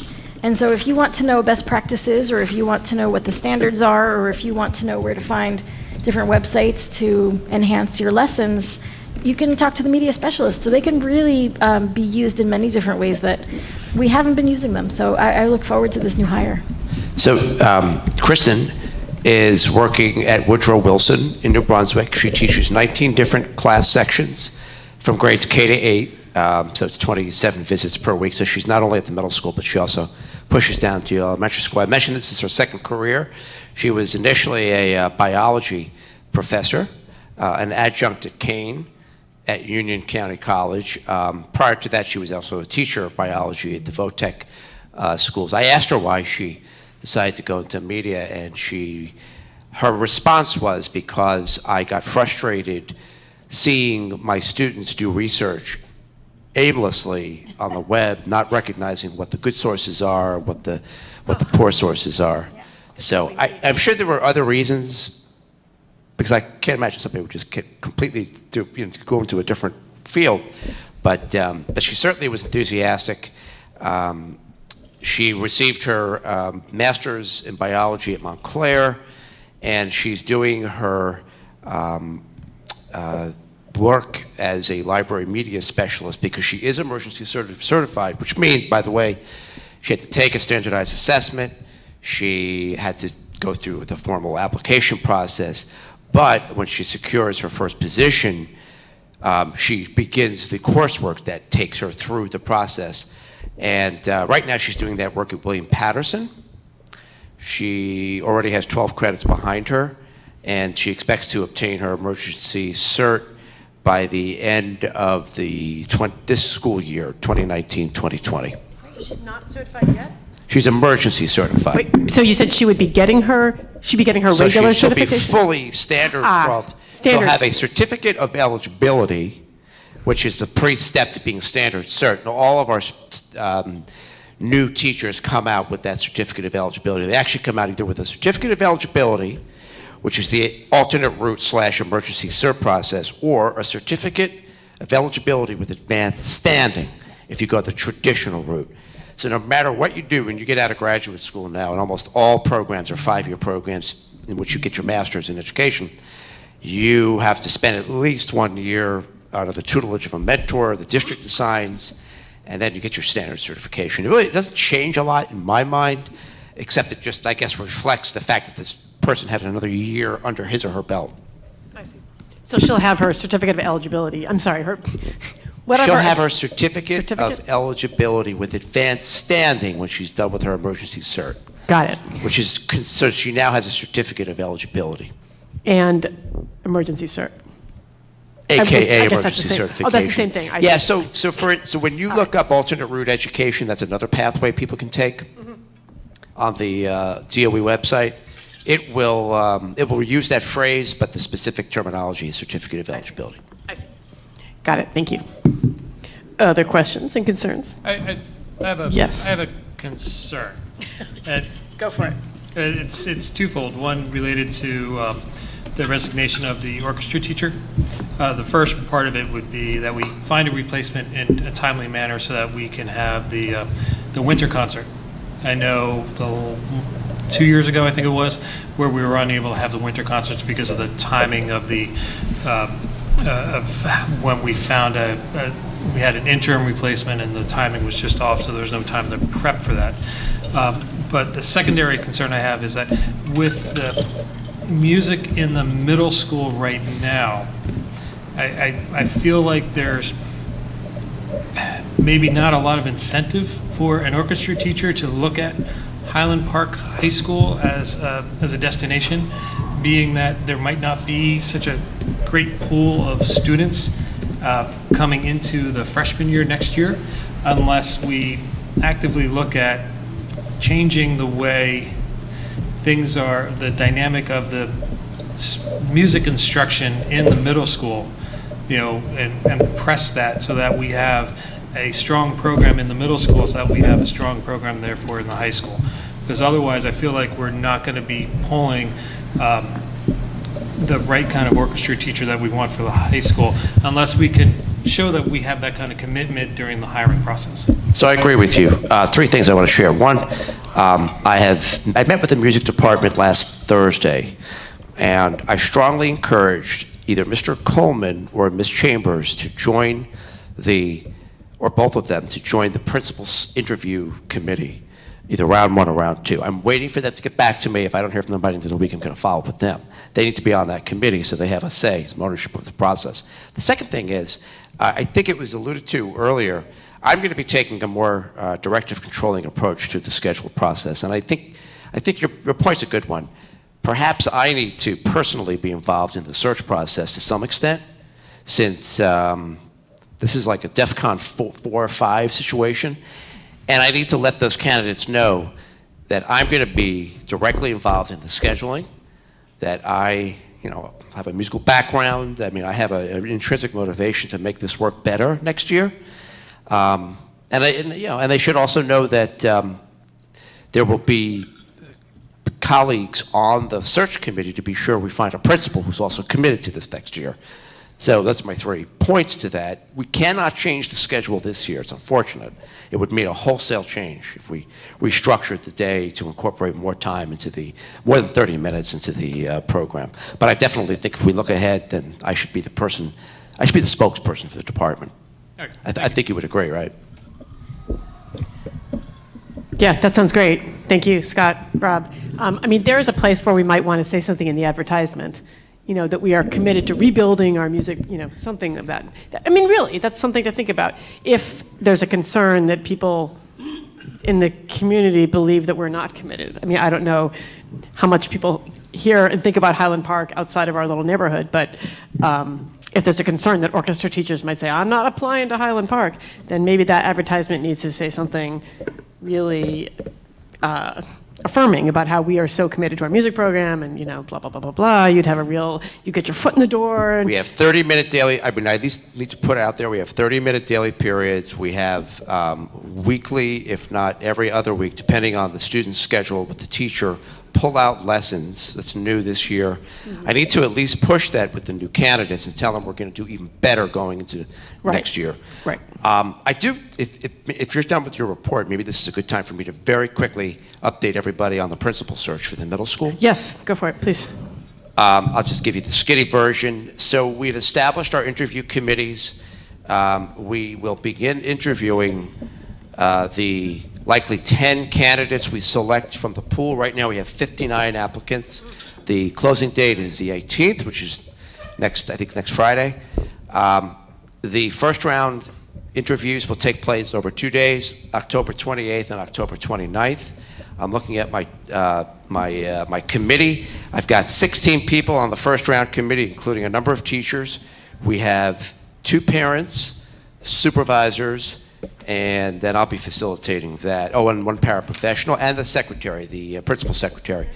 The second round, during which we'll likely meet with 3 or 4 people max, is about 12 strong now, and that includes the board personnel committee, 2 parents, and again, leaders and a few teachers. So I'm mixing up the committees this time, whereas I had a very lockstep process. First it was the teachers, and then it was the board. Now they're integrated. The committee should have a finalist to recommend to the board by November 11th, who will be voted on November 18th, and hopefully can start January 21st. I will be recommending on next week's agenda that Caitlin Brady be the interim principal, so that while we're conducting the search, there's some continuity. I must say the faculty was very supportive of that. They're looking for continuity, somebody who knows the school. Those of you who've been on the board for more than I've been here as superintendent recall the revolving door of middle school principals that we had. I think that a lot of staff here who remember that period and don't want that to happen again, they can help it. So while Ms. Brady is the interim principal, we'll be looking for an interim assistant principal to cover for her position. And so hopefully everything is wrapped up by January with a new person on board. Okay? Are there any questions about that process? Okay. No, excellent, thank you so much. And I think we're on to policy, am I right? Am I skipping anything? All right, Mark. So the policy committee met on September 24th. We took a solemn vow to go through a serious number of policies that we've discussed for a while and try to put some of these important policies on the agenda. I'd particularly like to bring your attention to the eligibility of resident, non-resident students. Considering we've had questions about residency from some families in the past, and this spells it out much more clearly than what we've ever had before. Also, the open lunch guidelines for the high school. I don't think we had a policy at all, but we will have a policy once the board passes this. And we crafted it off of a policy that the School Boards Association gave us from another, or Strauss Esme gave us from another school district, which is pretty ludicrous. So we really had to rewrite this from scratch. To go out of school in that district, you had to like the school district on their Facebook page, for instance. So we didn't think you had to do that here. And so on. So it's tedious, it's long, and it's difficult, but I really would like for everyone on the board to read these, review them, and give us changes before we vote. We vote next week. Will be our first reading, and then a month from now our second reading, November, whatever the date is, 18th. So there is time, but we need suggestions, changes, errors.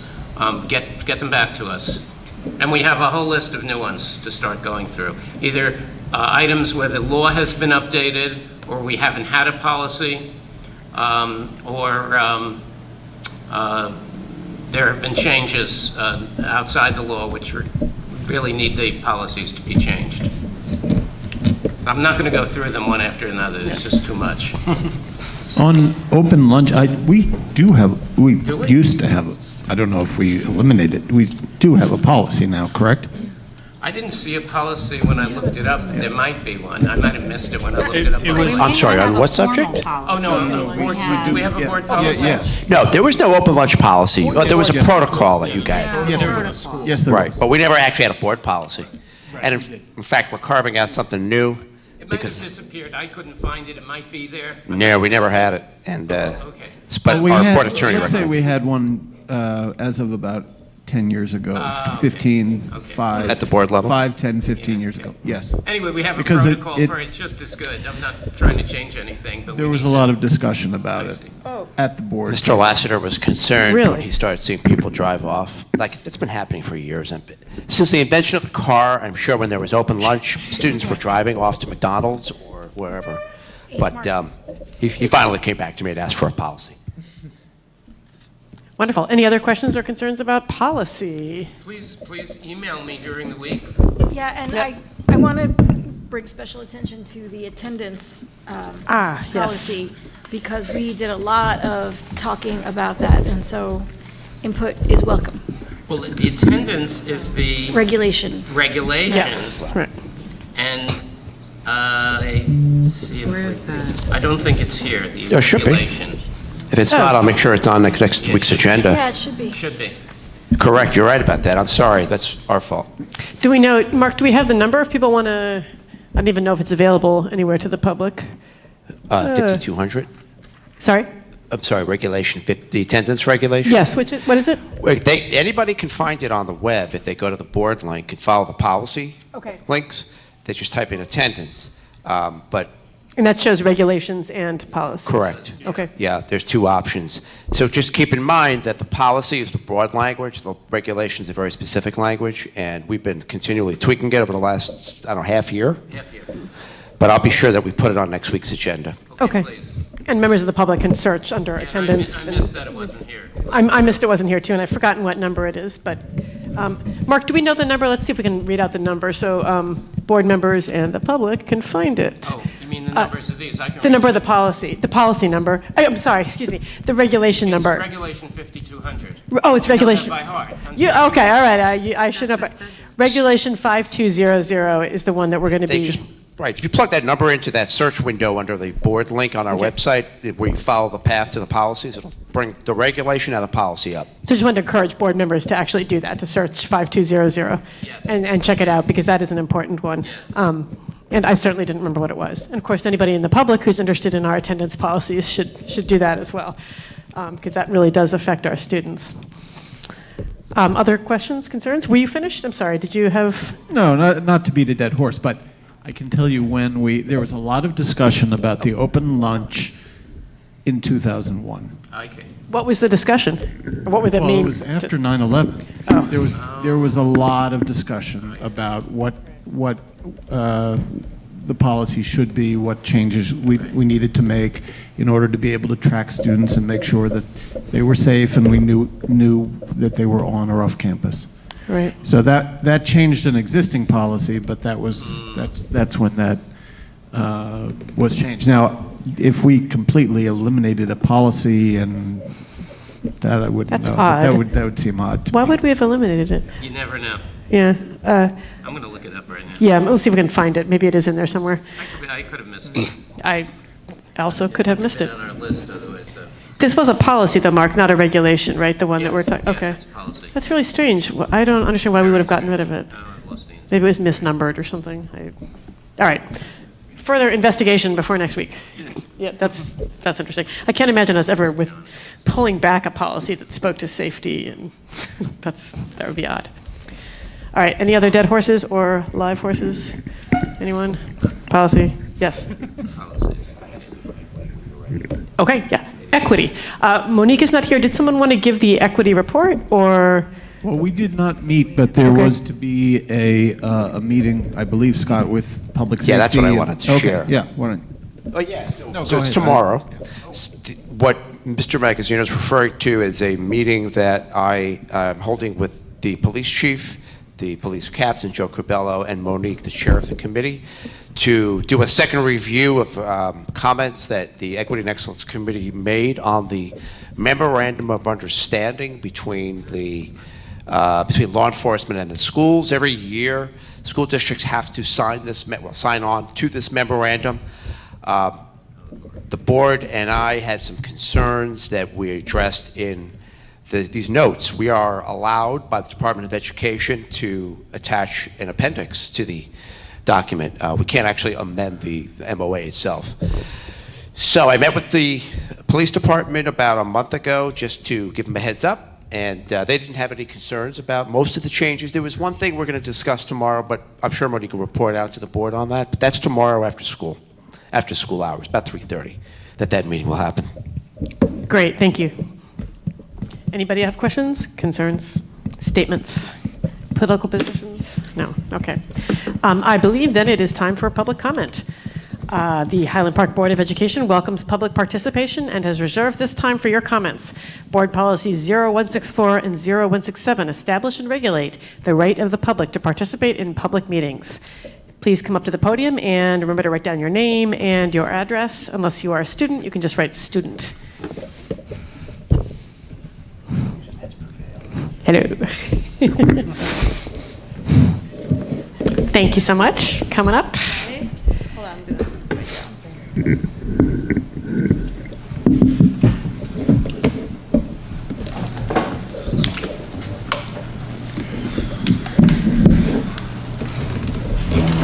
Hi, so my name is Leora. I'm a student, and I just because I have a bunch of points, I'm here to talk about the music program specifically. And just to kind of recap, because I was here last month as well, it's really important for the music program to have a good, in the high school, it's important to have a good feeder program from the middle school, because middle school is where you learn all of the important basics of music and just how to enjoy music. And personally, we had one of our first days of class in choir, back in September, and just the difference because we've had time to build up a strong music program in the middle school. So seeing all the freshmen, we were able to do Sight Reading Factory, which is a service, it's program that we use to sight read music, which is where you look at the new piece of music and you say, oh, these are the notes that's on that piece of music. And then, at least for choral singers, we can sing those notes, and allows us to learn music a lot faster. And having that advanced sight reading ability enables us to sing better pieces and to sing more advanced pieces, making our concert repertoire better and more advanced and just better to listen to. And also enabling us to win more awards and trophies to bring back to the school. And that's just kind of the thing. And you mentioned that they had been cut to 30 minutes? I thought they were at 20 minutes. Do you verify? I was told we increased the time by 10 minutes, so you have a total of 30 minutes now. Okay, that's better. Daily. Yeah, I can say though, as a student in the school, it doesn't feel like the school district respects the music department really, because a lot of times when we're called upon to maybe sing at an assembly or the homecoming game, we're not given that much advance notice. So while I know the school alma mater and the national anthem, because I've been in choir the past 3 years, some of the newer people might not, or the transfer people, and it's hard to learn a song quickly for in the next day or two in order to perform it at a school event. And that's kind of my case where it's really important to have a good feeder program. And I was wondering, what have you done since the last meeting to fix the middle school program besides adding the 10 minutes? I mean, what have we done since the last meeting to respond to the issues? Yeah. I know we have added the 10 minutes. So is it, Scott, am I right that it's 30 minutes every day, 30 minutes? So it's 30 minutes every day for 4 days, and the 5th day, I believe, is a full period. It's a rotation period of some kind, but I know I was told you have 42 minutes on Fridays. Okay. So it's 30 minutes for 4 days, 42 minutes for Fridays. That's the only thing that has changed since the meeting. We were able to add the 10 minutes to the 20-minute block. I was told when I met with the music teachers last week that they have begun the pull-out rehearsals, the lessons. Apparently the schedule has been resolved. That's not something which we added on. It's something that had already been planned, but I do know that it started to take, I was told it took effect last week. Okay, yeah. I also just want to advise, while we're talking about scheduling, advise against pullouts, because it's harder to sing with a full choir if you haven't sung with them before. Because of pullouts, you only have a small section of the class. You don't have the entire choir. That's my understanding. The pullouts, I'm sorry, I didn't mean to, the pullouts are in addition to the full group meeting, is that correct? Correct. So the pullouts Okay. are the small group or one-to-one lessons that happen once a week with students. It's not a aside substitute. from the ensemble. Yeah, it's not a substitute for the ensemble. No, it's separate. And that's actually, that is standard practice in a lot of schools. What I would like to see more standard practice is we revert, what I'd love to see, my vision would be full periods every day. Remember 3 years ago or 4 years ago, we had before and after school ensemble. We never had it in the day. I don't know how long that was for. I know I inherited that. When Mrs. Osemier came, I think in her second year, she was able to build music into the program, but it was every other day. So it was 42 minutes, but every other day. They didn't do pull-out lessons back then. I don't know why. So while we've been able to somewhat improve the program, taking that hit like we did this past year is obviously, in the eyes of people who don't remember the history, it's a big deal. I mean, it means now we're going, in the eyes of people who don't know the past, it's like went from 42 minutes to 20 minutes. So I guess the point is, bottom line to your question, it's an addition to the ensemble. Yeah. This is like That's a long-winded way of pull out answering the question. Anything is hard because, I mean, for choir, you can't sing with the rest of the ensemble. I'm just like continuing to make the point because I won't finish the thing. But because you can't, because a lot of choir is blending with the entire section and the entire choir. And it's hard to do that if you're singing without the entire choir. And also, a lot of students have trouble if they miss a class or portions of a class. Like, I get it's not ideal, but yeah. And then also just like kind of switching up the music kind of not curriculum, but scheduling and everything that kind of comes along with it is, I personally think, part of why we're losing some of the most wonderful and amazing teachers in the school, because I know that the new orchestra teacher that has resigned, but I haven't talked to him about it, but he was a great teacher, wonderful, and it kind of sucks because it feels like this is what kind of pushed him away, and yeah, it sucks. Also, different note, when you mentioned about the pronouns in the forms and some, I'm just kind of like pointing out errors now, but in the open lunch form, there's a lot of inconsistency in the pronouns used, like throughout the form. Sometimes it's she/him, sometimes it's he/her, sometimes it's he/him, like he/her/they, and it's just kind of a mess. And I was just recommending that someone look through the forms and create consistency in that. Could you raise that with Mr. Lassiter or whoever prepares the forms? Yeah, I wasn't sure who did. So Yeah, no, that's a great idea. I don't think, Scott, would you have seen that form? Probably not, yeah. And the form is actually in the new policy.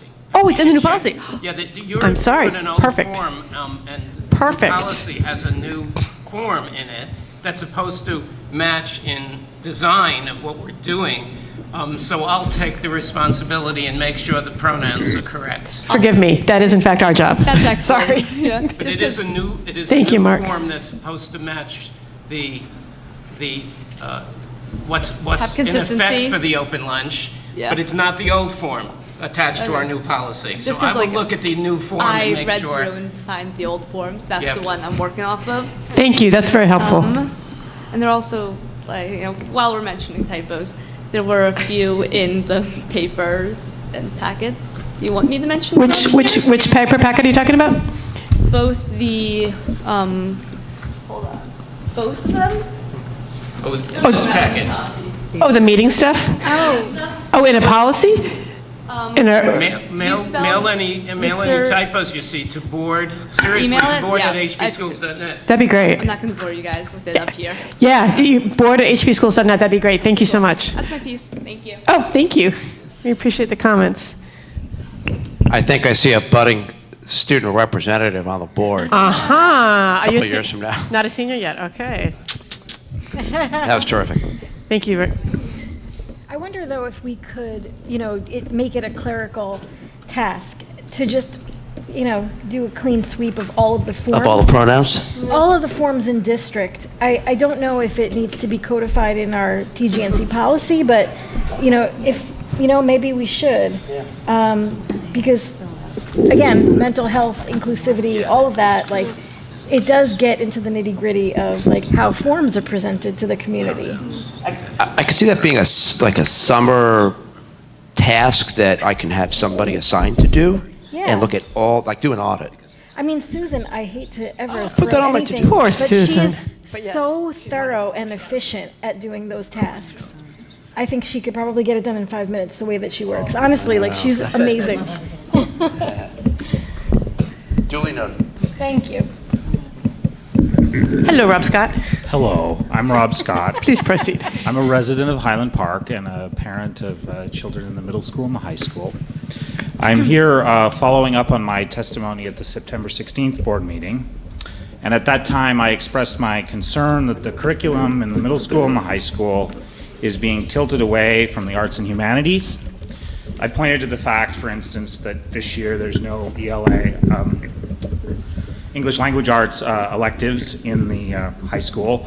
And then there's also the issue with the debacle of the middle school band schedule for orchestra, band, and music. This latter issue, I think, suggests a kind of a lack of prioritization of the music program, or at least a lack of involving the music program teachers in critical issues. I think it should be completely uncontroversial that the district must serve the needs of all students, and that for many students those needs include arts, music, humanities. And I think it should be pretty obvious too that social and emotional learning goals like those put forward in the OWL program can be achieved in these courses. And this means that I think even in very dire budgetary circumstances, we have to find a way to fully support music, arts, humanities in the district. And I believe this is honestly something that the board agrees with. So since the last board meeting, the orchestra teacher has resigned. And I think this is kind of a warning sign. And I think it was obviously caused, at least in part, by the great schedule debacle. So 20-minute music classes simply do not work. They're a joke. And unfortunately, the new schedule, the new 30-minute schedule, it steals time from classes before and after the OWL music periods. And this kind of makes things worse because the new 30-minute periods involve a disruption as the 6th and 8th graders tromp in after the 6th graders have, or the 7th and 8th graders, sorry, tromp in after the 6th graders have started. Furthermore, to create these 30 minutes period, time is being stolen for those students from the adjacent periods. And these adjacent periods are also when other pullouts, like for instance, reading assistance happen. So this kind of compounds the chaos. So what I'm asking is that fixing the schedule and hiring the new orchestra teacher be top priorities. We can't let this current debacle kill the orchestra program, like the retirement of the French middle school teacher was used to kill the French program, or how an English teacher resignation has eliminated ELA electives this year. So finding a new orchestra teacher and fixing the schedule immediately, I think, are inextricably entwined. No qualified candidate will be interested in the job unless they have at least 40 minutes to work with. I think there is a simple solution. We can just return to basically last year's schedule. This means cutting all other periods from 46 minutes to 43 minutes. So the periods are just 4 minutes longer than they were last year, not a huge gain. They'd still be 1 minute longer than last year. Students would have 3 minutes to pass between classes. And then the OWL period, or the OWL/music period, could be expanded to 43 minutes. And I have prepared a supporting handout. Sometimes this stuff is hard to visualize. You sure you're not on our payroll? Should be. Thankfully, no, says Dr. Scott. So, on the handout, you'll see the current schedule. This is from the letter Ms. O sent out a while ago. And then I've drawn in like a couple of crude boxes there. Those represent the 30-minute periods. And then you'll see the arrow pointing to the squiggly. So that's the zone of maximum chaos in the known universe, where there is overlap between the two groups. And then you can see that for the 7th and 8th graders, time is stolen from 7th period. In my household, what that means is that is the typing.com do now in Makerspace. So at home, then from 3:30 to 3:40 is the makeup for that, possibly the most horrible 10 minutes in my daughter's life. So far, we haven't had to do that. Things are just getting rolling. So what I have below is, well, why not this? This is basically pretty much what last year's schedule is. And what it would mean is students would go to all their classes in the same order. It would just be that the OWL music period is longer. And the earlier periods are starting a little earlier, ending a little earlier. And the key thing is that the high school lunch, as I understand it, is 11:20 to 12. So the music teachers will still be able to do their lunch pull-out business with high school students before they go, or before the middle school students come over for band and orchestra. Now, there's probably other issues, but I really want to push the administration and the board to ask the administration to go about fixing the schedule now because, well, all right, like French teachers, psych English teachers, and unicorns, orchestra teachers are also rare and hard to find. And if we want a good one that's going to inspire students as well as pass all the background checks, I think we need to make ourselves a really attractive district. So fixing music is an emergency, and there's also other stuff that I think we need to do. And it was really nice to hear a lot from the board that it looks like 2 or 3 committees have taken up the issues of some process reforms on high school scheduling, so we can at least start getting some data on what students' real preferences are for schools. So I look forward to seeing come January or February perhaps all of the 8th graders and high school students being surveyed about what their real preferences are, and then the board getting that information to make planning decisions. So thank you very much. Thank you, Dr. Scott. If I could respond briefly. As I think you know, we did task the administration with coming together with a plan that would allow our high school students and incoming high school students to make ordered lists of their elective preferences based solely on what is currently in the planning guide, without any sort of advice about what anybody thinks they should take or what will be the best elective for you or what probably or probably will not be offered. So Dr. Taylor has committed to working on something like that with Mr. Lassiter, so the board and the administration will know for sure what students want. And of course, we did discuss the caveats to that. It may be that we know full well that students want creative writing, history of the trombone, and African American literature in that order. But we don't have a creative writing teacher for some reason, or we're out of money. It might not get us where we want to get, but at least we will have the information in front of us so we can do our best to get there, rather than people hearing contradictory information about something's not going to be offered, or who wanted that course, or someone didn't want that course.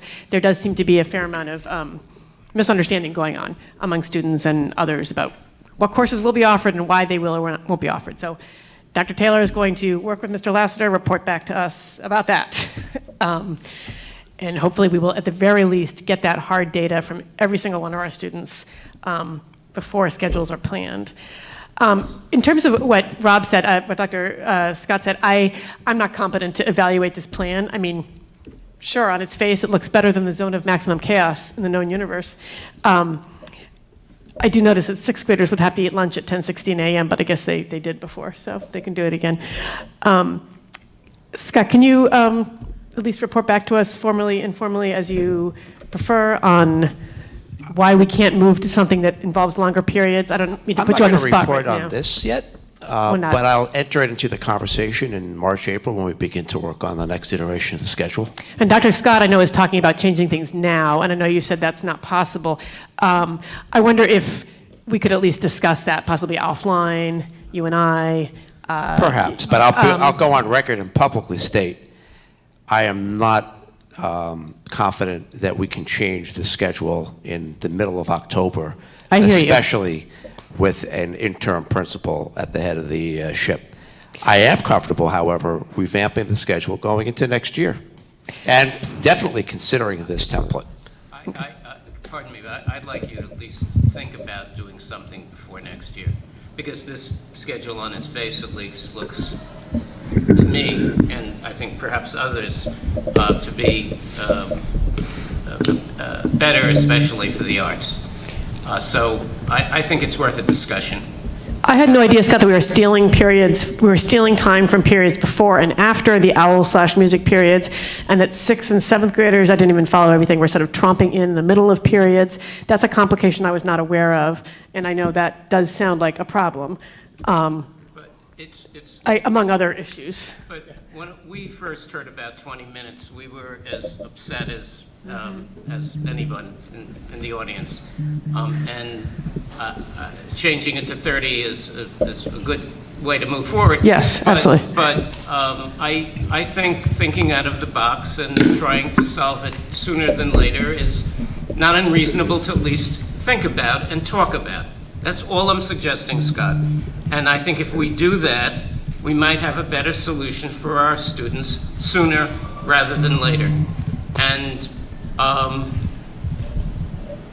that's all I have to say. And I'd like to just add an informal second, and also just to say, today is October 7th. So today's the very, very beginning of the school year, and the idea of kind of giving up on this now all the way through June and thinking about it for next year, to me, I think it does bear some discussion now. I agree, especially knowing as I do, informal third. You're welcome, Scott, for all this input that you didn't ask for. I will say that, especially knowing from my kids that the OWL periods are really just getting started. It sounds like an incredible positive development, but it's taken a while to get everybody trained and to to find students who would be available during the OWL period, not in band or chorus. So there's still a lot of pieces in play with regard to the current schedule. So I'm not sure that it would be such a huge change. We're still sort of trying to get used to the current schedule. So yeah, I also would appreciate it if we could at least discuss.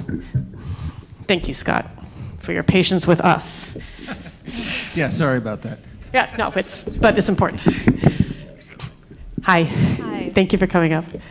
Thank you. And thank you for the attention you guys are paying. I'm piling on with the music stuff tonight. We need a name, please. I am. Who you are. Christy Lutz. I am the parent of a child in the middle school, specifically middle school orchestra. And I just wanted to ask, I have my own statement. I also have a statement provided by a community member who couldn't be here tonight. Is it okay to read hers as well? Okay. I'll do mine first, and then I'll follow with hers. So thank you for the opportunity to speak tonight. Again, I'm here primarily as a parent stakeholder who is very concerned about the dismantling of the music program in the middle school. I fully support the statements being made tonight by others regarding this, and as well as the letter that I'll be reading. And again, thank you for your obvious concern about the music scheduling and the complications that have ensued. Rob and I actually crossed some subjects here, so I may just skip over a little of mine. I don't think I really need to tell anyone that musical training and education helps develop language and reasoning, aids in emotional development, teaches discipline, helps develop creative thinking and spatial intelligence, and improves self-confidence and communication. But bringing it home to Highland Park. There are, I believe, about 50 middle schoolers in orchestra, and then if we combine band and choir with that, we're looking at approximately half the middle school population participating in the music program. So why all this destruction? All that happens in a 20-minute music lesson, as we had, is tuning and setup. And the schedule as it stands to create 30-minute lessons instead, as Rob said, having we're having 6th and 8th graders being pulled for orchestra 10 minutes before OWL, and 7th graders being pulled 10 minutes after OWL. That makes a complete wash, really, by the time they actually get to their class. Nothing can really be done between the tuning and setup and then breaking down for each group. The pullouts, my daughter and some of her friends have actually opted to come in on extra early mornings so they don't have to be pulled out of their core classes. For my daughter, that's world history. So I don't think this is a choice that middle schoolers should feel they have to make, and they shouldn't feel guilty about having to make a choice between participating in the music program they love and going to one of their core classes. It's too much of a responsibility. Our kids should not have to, at this age especially, come in so early as well, just to compensate for cuts to the program. On top of it, the orchestra kids are receiving less challenging pieces this year because the time is not there for them to learn the more challenging pieces that their instructor knows they're capable of learning, as they proved to him last year. Despite prior budgetary challenges, our kids placed highly in regional competitions, but this year, I'm hearing that there's no money for the middle schoolers to participate and compete, and this is hard on the kids. My daughter and some of her friends really love the experience of getting to go to a competition, participate in this bigger thing, and represent Highland Park at a competition. The music program should not be treated like a second-class citizen. It should not be part of a default period that are used for OWL, homeroom, pep rallies, etc. It's inconceivable that the music teachers were not brought in to discuss scheduling challenges or notified of cuts in the changes that were brought about in part by adding OWL to the curriculum until 2 weeks before school started. And I think there's also been just a lot of confusion and questions around the OWL program and how it relates to music, and I do appreciate that we're going to get some better explanation of the OWL program coming up, because this whole few weeks of school so far have, I think, created so many rumors and just uncertainties, and why is this being added and this is being cut, and so the communication is very much appreciated.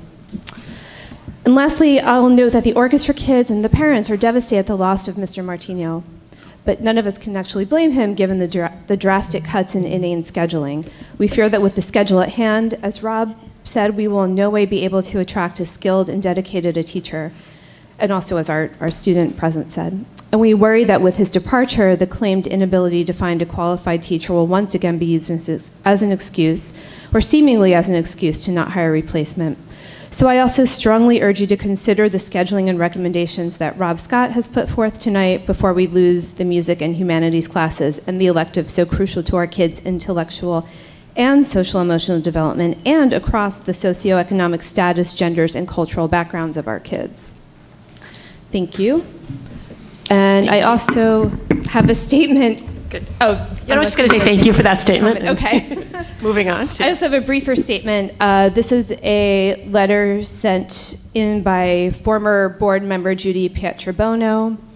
Good evening, Highland Park Board of Ed members and Dr. Taylor. Thank you for the opportunity to have my letter read this evening, since I am unable to attend tonight's meeting.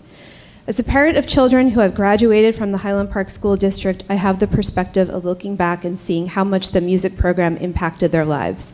My older son discovered his passion for the trumpet and classical music during middle school and high school, and chose music education and music performance as his career path. He learned that discipline and dedication to one's craft is essential, and that is a lesson that all students who participate in the arts learn, no matter what career they pursue. For my younger son, choir was the first group activity he joined, and his self-confidence blossomed being part of something bigger. Without a doubt, the music program, even small as it is in Highland Park, enriches our students' lives in so many ways. So when I heard that there had been a change in scheduling that impacted the music department, I was so disheartened. I was also surprised that it happened so quickly, a decision made without anyone that I know of hearing about it until the fall schedule showed up in the mail. While the past is the past, I strongly believe that it is critical for the district to step up and find a solution and to learn from this. The middle school program is a feeder to the high school, and making changes that would discourage students from participation down the road or slowing down their progress during 3 years of middle school would be a terrible path to continue down. Music should not be an afterthought. It should not be thought of as an elective. It should be an integral part of the school day where students can go to express themselves, learn and grow as potential musicians or as music lovers. Thank you for all you do. Thank you so much. I did want to, Chris, sorry. Just while we're talking about the music program, I mean, I don't want to ask Scott to respond to the proposal right away, but there is an issue that Dr. Scott brought up about whether, some sort of schedule change would make the music teacher or attract a better music teacher. So without asking you to respond specifically to the proposal, like for those of us that are relatively new to the board, what kinds of issues determine the length of a class What precipitated this? No, like what kind of issues are involved when you decide how long a class period is going to be? Is it contractual? Does it have to do with whether the other teachers will be able to No, the only thing cover we're the bound by material? contract to do is give teachers a certain number of periods to teach. There are minutes probably outlined in the week, but it's really not a variable that heavily influences us. So it's us. So it's a question of whether the other teachers will be able to cover the material that they need to cover in that amount of time. Is that right? Correct. Okay. Yeah. I mean, some of the constraints we have are sharing of staff between the schools. Obviously, I've mentioned this before, I'll say it again, what precipitated this problem is the budget. I directed the principal to make changes to the schedule that would have pulled out electives, essentially, because we couldn't afford, when I was trying to balance the budget, to pay the teachers we pay to run a whole extra period. So essentially, they had to take the period out and consolidate it. And when they did that, they reduced the schedule from 9 periods to 8 periods. So that's how I am seeing we got to this place. So I know we've discussed maybe having a discussion about this offline, having a discussion offline about possibly changing the schedule for this year. And I know you've said you're very reluctant to consider that or pessimistic about it's happening. But I mean, I think one thing we need to do is involve Mark, right? If a change could be made without seriously impacting the routine that our kids are now in 6 weeks in, that obviously can be done. But I mean, if we're talking about wholesale, sending home brand new schedules because we have to move this students to here, this student to there, this change. I mean, that's going to be a big change. But this is on the agenda for the central leadership team tomorrow, and maybe it would be offline, I'm talking about music, maybe we could discuss it as part of that music discussion tomorrow, Scott.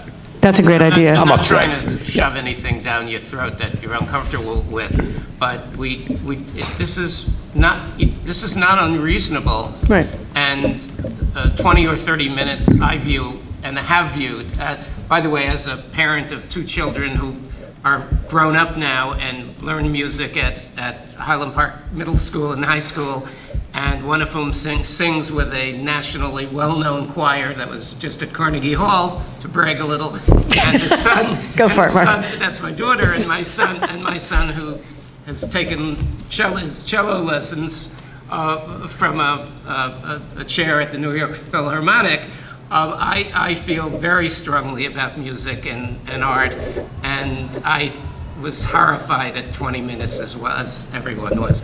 So I think we should think out of the box and try to do something better as soon as possible. That's all. And perhaps tomorrow. I didn't mean to bring it up again. Perhaps tomorrow could be a forum for that discussion. Tomorrow could be a starting place. Thank you for your patience. It's okay. Good evening. My name is Karen Bilton. I live at 422 Cedar Avenue. Thank you for allowing me to speak tonight. I wanted to thank all the board members for their time. I know you're all volunteers and you put in a great deal of time and service to our community. So with that in mind, I'll keep my comments short. I wanted to say I fully support all the statements that the members of the public and the student have said tonight already about the music program, and I wanted to add my comments about the 7:15 a.m. lessons that are also the students are being told to go to. First of all, telling students to come in at 7:15 a.m. is, in my opinion, terribly unfair to students who are bused. Students who are bused because of either it's not safe where they live or they can't walk there for other reasons. And that really places an undue hardship on their families who may have other schedules, may not be able to get them there at 7:15 a.m. Also, adding instruction time outside of the regular school day just basically sends a message that the music is an extracurricular activity, much like an after-school activity. When the school is unable to give 100% of its instruction time during the school day, it basically says that music is less important than the other academic subjects. So I, again, want to thank the board members who are speaking tonight about bolstering and improving the music instruction time back to what it was the past couple of years, where it was very good and it worked very well. So I also strongly urge you to consider the scheduling recommendations that Rob Scott has put forth tonight to try to save our music program. And one clarification, Dr. Taylor has said a couple of times that it's daily 30-minute classes. I have one son in choir and one son in band, and they are going every other day. They are not going every day, they are going every other day. So there is a miscommunication somewhere in how I don't know if it's getting across to the teachers, it's not getting across to the students, but I think they would have heard by now if they were missing music every other day. They're going every other day. They're not going daily. Thank you. I'll have to follow up about that tomorrow. Yeah, thank you. That would be good to know. Ms. O and Ms. Brady. Yes, we need to know what's actually going on. I know that this is not appropriate, but can we also try to troubleshoot the communication issue wherever it is falling through? It sounds like there is a serious communication issue between what's going on at the middle school and what you're hearing, Scott. So I would just suggest that we do that. I don't know that we need to name names, but Of course not, but I'm just asking that we please troubleshoot that. We've learned a lot of new information tonight about the stealing time from other periods. Never heard about that before. To clarify, the bus, when does the bus get here from Cedar Lane and the other I was place? told the bus usually drops the kids off around 7:25, 7:30. So not in time for a 7:15 lesson. She was saying that students correct. are being told to come in at 7:15. Which is why we didn't go. I haven't been touting the idea of doing a before-school lesson. If we did anything, we'd have to, look, first I'd But we want are to- doing that now, apparently, where students are being directed, according to the speaker, to come in at 7:15 in the morning. I mean, take that as you, we just heard Yeah. that testimony. So have we made any arrangements for buses to come early, or to accommodate students who cannot walk to school? No, it's just a matter of the bus routes that we've contracted, not dropping the kids off. We don't have control over when they drop the kids off. No, right, so we shouldn't be offering music lessons at 7:15 in the morning unless we have an alternative. Apparently, we're telling students come in at 7:15 for lessons. So that can't happen. Right, understood. that's, yeah. Okay. Got it. Right, thank you. Hi. Hello, thank you for waiting. Thank you. I'm Sarah Heimowitz, 216 Graham Street. Thank you for your commitment to our kids and the schools, and thanks for hearing our comments tonight. I have two kids, one in 3rd grade and one in 6th grade. And just on the issue of the music program in the middle school, I would also encourage a reversion to the schedule from last year that seemed to have worked. And it seems like we lost a really good orchestra teacher because of the schedule change. And not only that, I think we're actually losing students. My kid is in 6th grade, and at least 3 of her friends have dropped out of their music program because of the pullouts and the early morning stuff. I would encourage a change to the schedule as soon as possible, with one exception, and that is 6th graders should not be eating lunch at 10:15, 25 in the morning. I understand the scheduling is complicated, but that seems crazy to me. But the second... We're used to it now. I know, yeah. My kid's kind of used to it, but yes. I know. I know. It's only 1 year, but... It's crazy, though. Yeah. Right. Yeah. Let's try not to do it if we can. The second issue I wanted to present tonight is actually one that's not been raised, and probably because most people don't know about it, but I received last week an email from the Bartle principal, and I don't want this to be about her at all, because as I understand, she's doing a great job. But the email was to 3rd grade parents, because there's A professor in the Rutgers Graduate School of Education, I believe, who's invited 50 students from the third grade to attend a storytelling conference at the Hyatt on October 25th, I believe.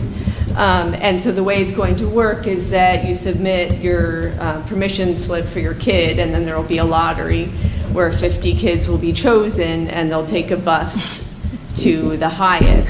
The Hunger Games. I think it's wrong to have any program where only half the grade, or, probably it's a little bit more than 100, I don't know, but pretty much it's 50%.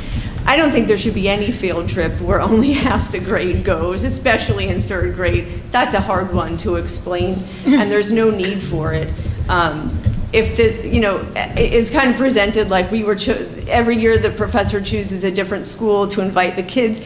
It's not really a favor to us. A favor would be driving 3 minutes from the Hyatt to Bartle to tell a story to all the kids. Yes. And I don't know who's paying for that transportation. The kids could just walk, frankly, but I don't think it should be us. If the Graduate School of Education at Rutgers really wants to do us a favor and give us the honor of inviting 50 of our students, they can pay for transportation too.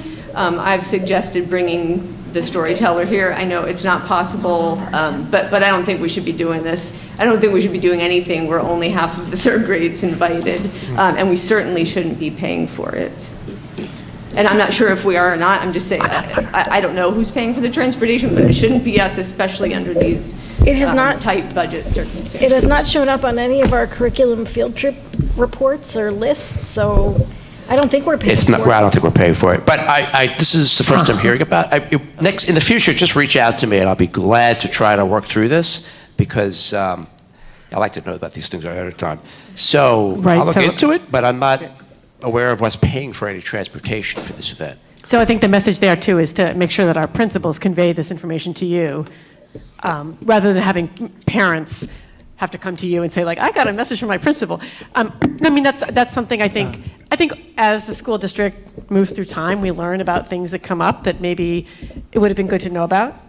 So maybe proactively in the future, we want to say, like, hey, if this kind of thing comes up, this has been controversial in the past, please let me know. Yeah, and just to be fair and for the record, Ms. Knapp was doing something very nice. Oh, I love Ms. Knapp. No, this is education should know better. Oh, of course. Ms. Knapp is a wonderful person. This is a strange thing for the GSE to offer. We very much appreciate our partnership with the GSE, and we're very grateful to them in so many ways. But this particular I'll look into event sounds a little difficult for third graders. It's a valuable life lesson, though, don't you think? Half of you will be chosen, half will. Can I just clarify? This is the third item on the field. It is. Good Lord, that's embarrassing. Thank you, Chris. We need our new board members who read this very carefully. Before we continue, can we let the students reps go? Unless could they we would like just- to stay. It's up to you guys. Oh, I'm sorry. It's close to 10 o'clock. I just forgot. We'll come right back to something. this. There's also a friend of mine who wanted to be here to also talk about the music program, but she wasn't able to because of homework and scheduling conflicts. But yeah, there's another high school student that also cares very much about this, and yeah, wanted to bring that to your attention. Thank you so much for letting us know. So the field trip list, the third item, Chris is right, it's for a storytelling event. My assumption, looking at this, it says that it's not to exceed $600 for transportation. It usually tells us on the last column where it says comments, how many students and how many staff and how many parents. It looks like, from what I can see on this list, we are paying for the transportation and, attendance of 2 parents and 2 staff. Looking at this, it looks like the entire third grade is going. So There's no indication on our- I apologize for saying that it did not show up on our list, because it is right here. Thank you, Chris. But it doesn't look like it's what you're saying. It's very misleading. Yeah. So I very much appreciate more information. Yeah, I think that would be a valuable thing to share with the principals, that this has been controversial. We've had a couple issues like this in the past. I can't remember exactly, but where certain students, it was a lottery type situation, and principals may not be aware that can be very difficult for our children. So perhaps they could be counseled to advise you when this happens. We could discuss that. Yes. But Please make sure that we know about this in advance next time. Okay. In the meantime, However that happens. I'll follow up with the board about this particular issue. I'd like to know more about the background. Sure, sure. Mhm. I just also would like to say very clearly that I wouldn't want anyone in the audience to be discouraged from coming up and telling us about these things. I know that it's embarrassing for us, but we can handle it. You don't need to go in secret to discuss it so that we have advance notice and aren't embarrassed in public. So please don't feel that, you did anything wrong by... We welcome our embarrassment. Thank you. But I would just like to say that very publicly. Good night, guys. Good night. Good night. Could I ask a question about the lunch schedule, which I wondered about for the last 5 years, and it's in front of me now, so I could actually ask it. yeah. Why were and are the 6th, 7th, and 8th graders eating so early? I mean, in the current schedule and this proposed schedule, they start at 10, whatever, 10:15 or 10:25. Is this room used for something else at 12:34? I can't answer that question because I didn't do the schedule, but It may have been a rhetorical question, but I'd love an answer. there was a time when we had all the middle school students eat together Yes. in the high school Yes, I know cafeteria. that. So when Miss O tried to focus on the middle school identity, she brought this cafeteria back to life. So I'm wondering out loud if there's the only way to break the kids into 3 groups was to break it down during these times. I mean, the last lunch finishes on the later side, 12:50. But I mean, I eat lunch every day at 12:30, and so do most people. They eat at 12, 12:15, 12:30. So what would be wrong with, even in the current program, 11:14 to 12, 12:03 to 12:49? Yes, 12:49 is a little late. I mean, I agree. But in the last year's schedule, which was proposed, the last lunch would be 12:34 to 1:17. That's not outrageous. It's certainly better than 10:16 or 10:24 or whatever it is. Just something to think about. And again, thinking out of the box about making the kids' lives better. Not to mention coming in at 7 o'clock. If I remember from when it was presented 2 years ago, when we originally had the middle school schedule revision so that we could avoid having the all the pullouts and other things and reduce some of the block scheduling, I think it was related to having 4 periods in a row of class time. We were looking to have some sort of break rather than... I see. Which is I why... understand.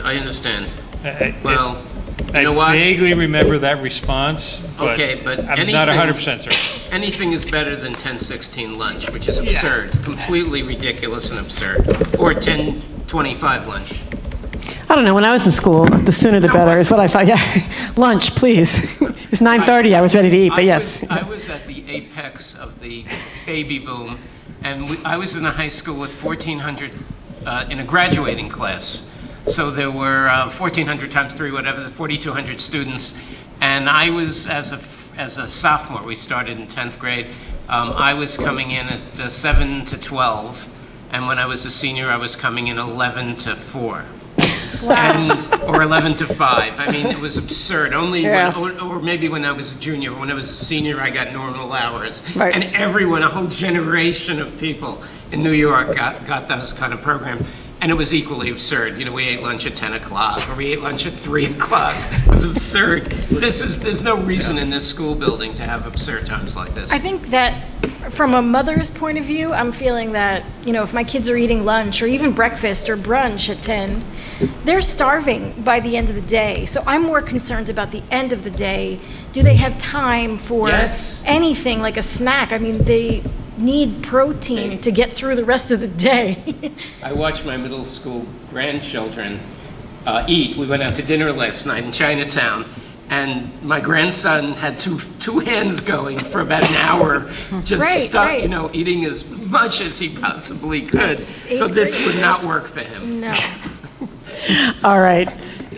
Do we have it? Oh, sorry. Go ahead, Michelle. I really do feel like scheduling is such a huge problem in so many different areas that we talk about. I feel like we always come back to the schedule. It feels like that to me.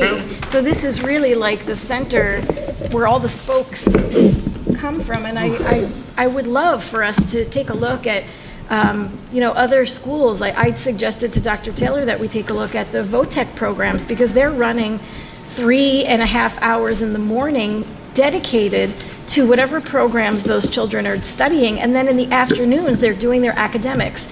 So can we possibly learn anything from the way that they do things? I think it's worth a look. But we're not a VOTEC, let's be honest, but I just feel like we need to be focusing on scheduling. That really is the center of lots of our conversation. It's pretty amazing, yeah. Well, Dr. Taylor, Mr. Krieger, we look forward to hearing about your discussion tomorrow. Yeah? Try to get something in on it. Yeah, excellent. Yes, sir? No, I just wanted to look at the Borough Committee assignments. Yeah, I wasn't going to go right to adjournment, but as tempted as I was. Any other public comments? Okay. Now is the time for the acting president's report. I don't really have a report. There are two, I did want to bring up an issue with committee assignments, or commission assignments, I'm sorry. We have liaisons to most of the commissions in the borough, but we have missed two of the newer commissions, the Commission on Immigrant and Refugee Affairs and the new Equity Commission. So I think perhaps at the next meeting, I'd like to suggest that we appoint liaisons to those commissions. I haven't yet heard back from the chairs of the commissions about whether they are open to this. I assume they will be, but I don't want to proceed before I hear from them. So please, everybody, think about whether you might be interested in serving as a liaison to the Immigrant and Refugee Affairs Commission or the Equity Commission. All right. What was the other thing? Oh, Scott, when we talk about the agenda for next time, I don't know if we have time next week to talk about board goals, or if we want to put that off. What does our schedule look like? It's up to the board. I mean, it's really up to the board. I'm sorry, but we are behind. We should have the board goals in place by now.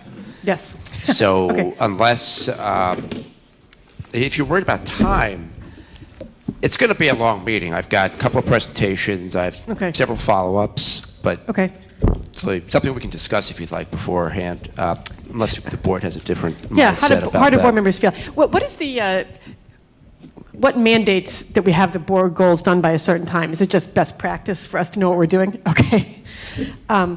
Well, you know what? Why don't maybe we could set aside like half an hour for board goals at the next meeting. And if it seems like it's going to take longer than that, if we get into like a real back and forth, then we put it off until the next meeting. Would that be okay? Yeah, and the first thing as a starting point is to just go back and review what's in place from this past year. Yes, I will. I think we already have a document that's live. I'll make sure, I'll try to recirculate the link to those who might not have it. Now, we can't all comment on the same document because that would be potentially making decisions about board business without the public, as a quorum. We're not supposed to have a Google document and have 9 people discussing it. Right. So what I suggest is that everybody look at the document, send me the changes. Oh, you did? Okay. You commented on it. Oh, did I? You said that's good. I don't remember. Put it in. Maybe that's just my auto response talking to you. I hope not. No, I think I just forgot. I'm sorry. So I'll try to remember to recirculate the board goals. Everybody, please look at them. Send me your responses. I will collate them. We'll spend a half an hour at the next meeting. Hopefully that'll be enough because I know we are in agreement about many goals. If not, we'll proceed to the next meeting. All right. Me hearties. All right. Old business. Is there any? Oh, did anybody have any comments about? No. Okay. Old business. Anybody have any old business? Old business. Other end of the table. Bruslevich. No. All right. New business. Left side, right side. Okay. Public comment. The Highland Park Board of Education welcomes public participation and is reserved this time for your comments. Board policies 164 and 167 establish and regulate the right of the public to participate in public meetings. Mr. Gartner, comments from you? We have nobody else in the audience, so any comments about the public comments from our board members? No. Do I have a motion to adjourn? Second. Is there a second? Yes, there's a motion and a second. All in favor? Aye. All right. Thanks, everybody. See you next time.